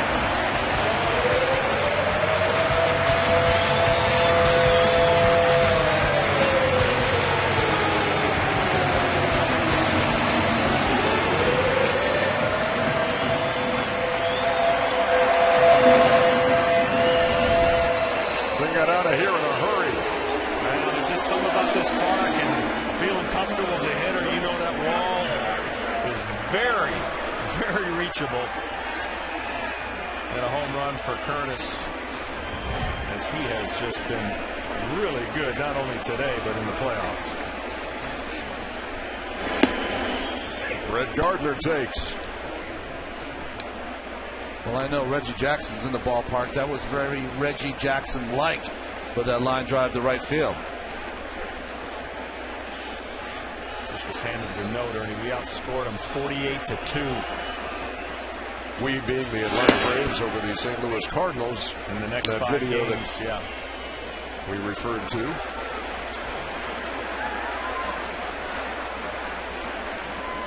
Only the third time for the Yankees in their long postseason history that they've been down 3-1.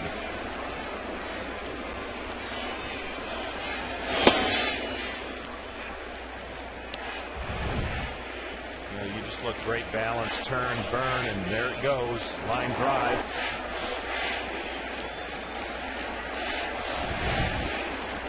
If there's anyone that should have gloves, it should be everybody in right field, both upper and lower deck.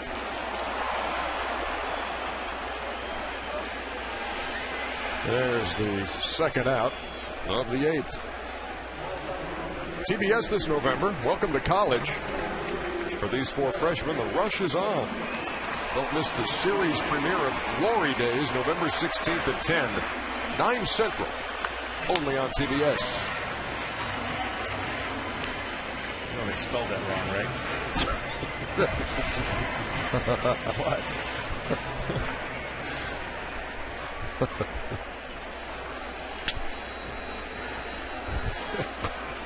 That's Glory Days on TBS. Very funny.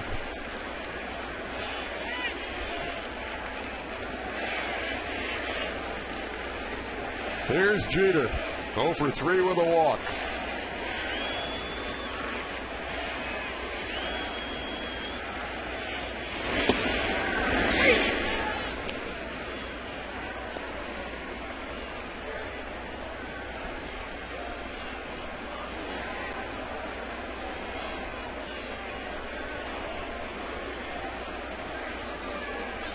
Both these teams coming to the ballpark with bags packed. Yankees fully ready to return to Texas. Rangers knowing they either clinch the American League pennant tonight or at the very worst be heading home for Game 6, and if they need it, Game 7 in their own ballpark, the Rangers ballpark in Arlington, after tomorrow's travel day. It's a strange phenomenon, though, with added pressure. The Yankees hold on to win this game. It goes back to Arlington, but the Rangers have been in that position before in the ALDS against the Tampa Bay Rays. Going home, a chance to clinch, couldn't get the job done. Well, if you're Colby Lewis, you can be a hero to Cliff Lee by winning that game and setting up your ace to pitch Game 1 of the World Series. You got Cliff Lee in the wings in case it doesn't get done in Game 6, but that's a great position to be in to set up your team for a better chance in the next series.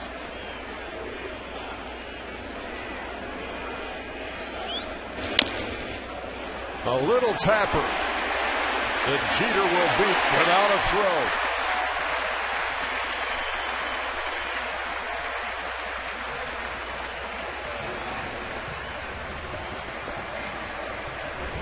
Got to enjoy those base hits. Full swing. Goes about 40 feet down the line. No chance for Ogando to make that play. And that's what makes Jeter Jeter. First 3 at-bats, 3 groundouts to Andrews. Base on balls and a hit in his last 2 at-bats.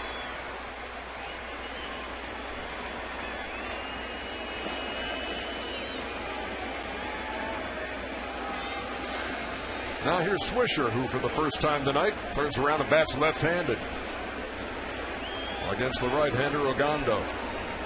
C.J. Wilson started. Michael Kirkman came on for 2, a rookie left-hander. And now it's Ogando.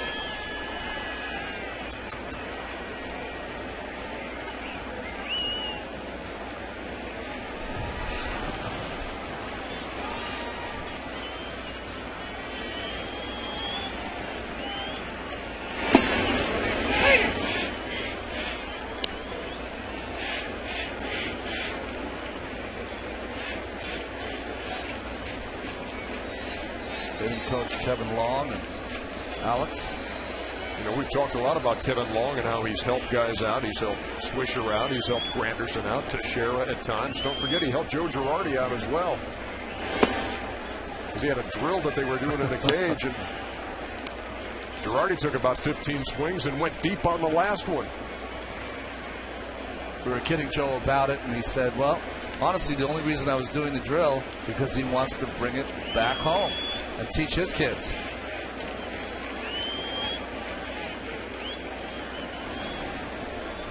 Weight transfer, getting the barrel of the bat to the ball, all the things that you and I know nothing about, John.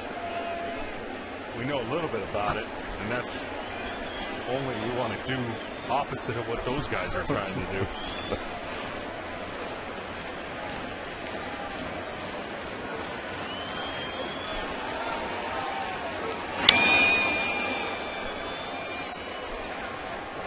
One ball and 2 strikes.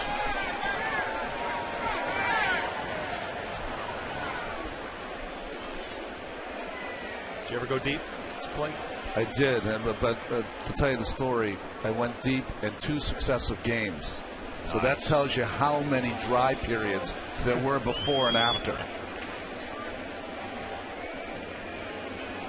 And the only reason a guy like John would ask a question of a guy like you, Ron, would be, oh, really? Because I went. No, there's nothing there in there. There's nothing in there. How many times, John? I don't even remember. John, how many times? I don't remember the 5 times I did it. I have no recollection of the 5 times. But you're still bitter over the fact that Tom Glavine has more silver sluggers than you. Well, actually, one of them is over as there's a pitching coach in this stadium that I hit one off of. Kinsler gobbles that up. And we head to the 9th at Yankee Stadium.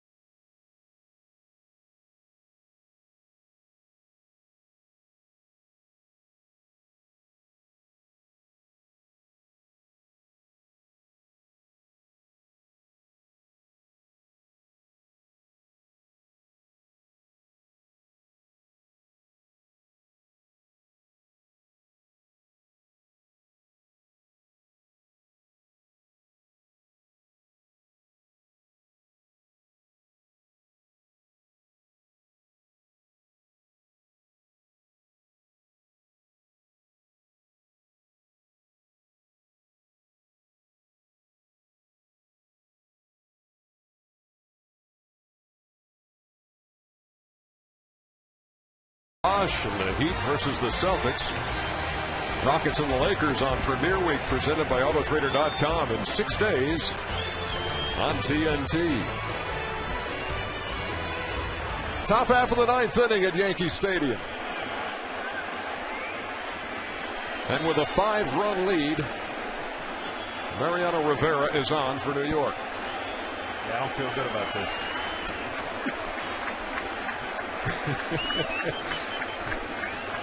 Neither does Texas. He has just been unbelievable. 1 earned run, last 42 and 2/3 innings pitched at home in the postseason.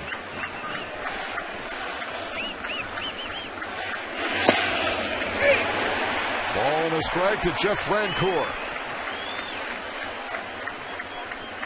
42 career postseason saves, ERA of 0.72. In his 137 and 2/3 innings.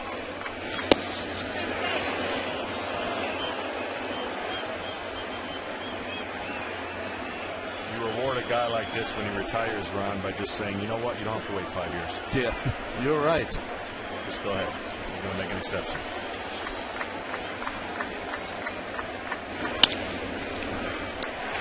Robinson Cano will handle the first one. 1 down. This American League Championship Series coverage on TBS has been presented by Capital One Venture Card. The Yankees 2 outs away from sending this back to Texas for Game 6 on Friday night.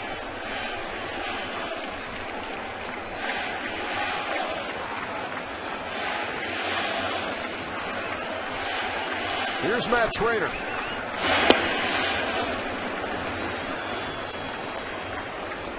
Trainer got him on the board in the 5th with a solo home run leading off the inning. Rangers added another one in the 6th, but that's been it. Most few people who didn't watch the game on this channel and actually just looked at the scores in the paper, you'd say this series hasn't been close at all, but quite the contrary. It's been a weird series from the final score, but really an opportunity galore for both offenses. And up to this point, Texas has had the upper hand. Well, Joe Girardi said before the game in comparing the first series and this one, said in that Minnesota series, we got every big hit. Yeah. They've been getting the big hits in this series.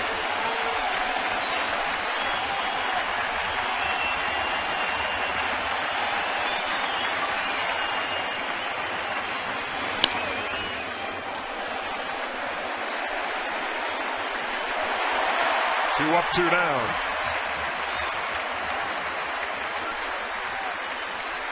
Craig Sager.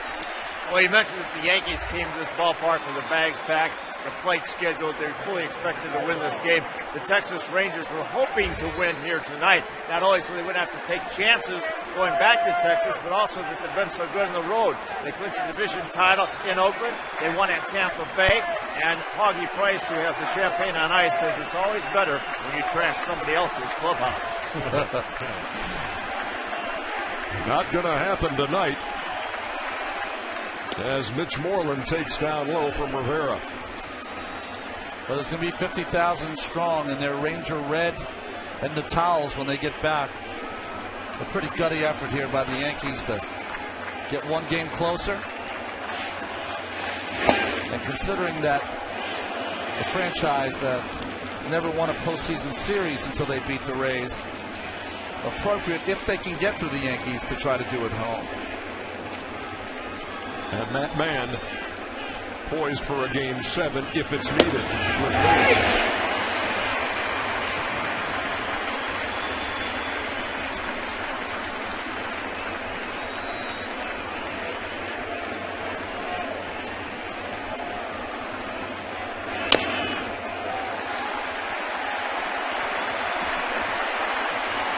Strike away.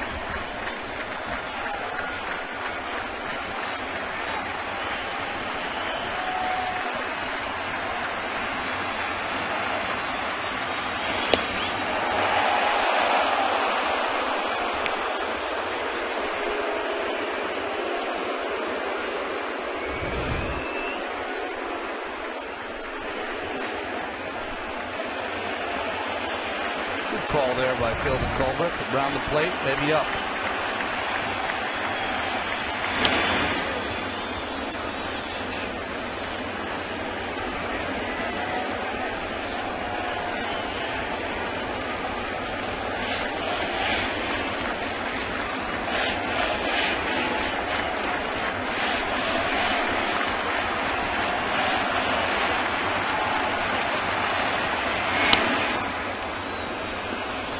Battling with 2 out here in the ninth. The Yankees have only done this 3 times, been behind 3-1.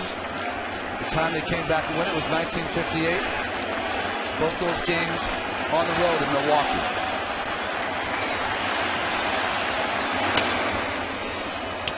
Mitch Moreland with a 2-strike single to left.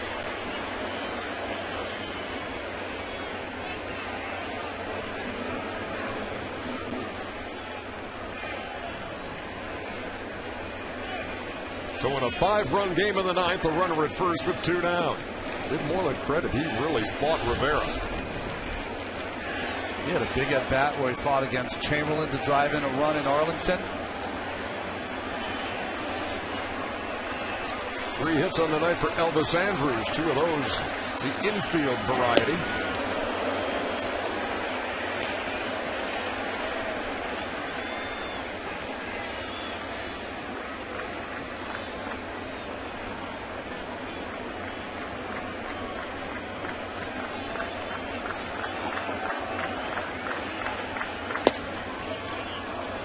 But after his last infield single in the 7th, he had gone to second on a wild pitch, and Kerry Wood got him. The Rangers have been aggressive all season long, occasionally aggressive to a fault.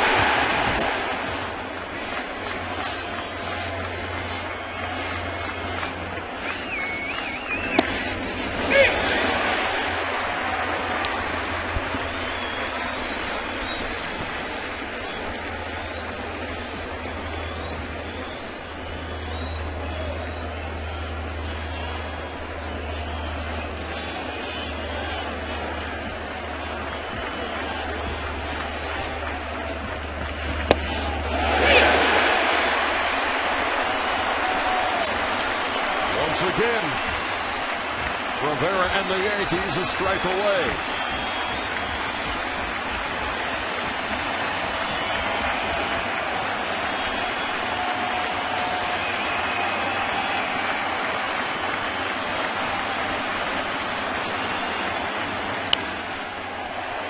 In foul territory, there will be a Game 6 in Arlington.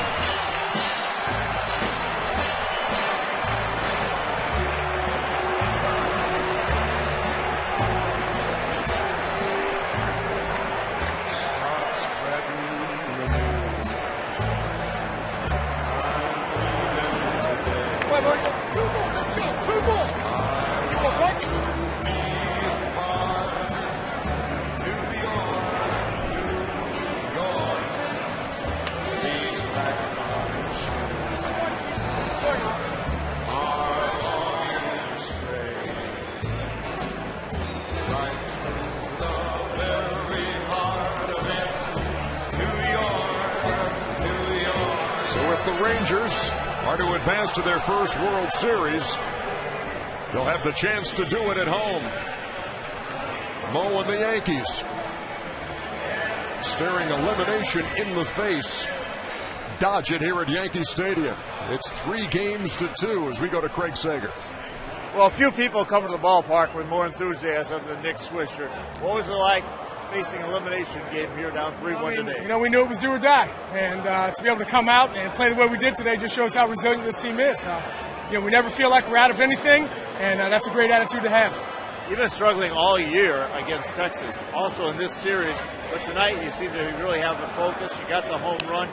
What was different? I appreciate you bringing that up, but no, I mean, it's not an individual game. It's a team thing, you know. When we go out and we play hard every day, We got great pitching tonight from our big man, and just looking to push this game, one more game, and then we got one more after that. I was trying to emphasize the home run. I wasn't trying to talk about your struggles. What did that feel like? That was great. You know, the way C.J. Wilson's been pitching all year long, to be able to get some hits like that, like we did, and to be able to keep adding on like we did all game, that was good Yankee baseball today, so we just want to continue to keep that going.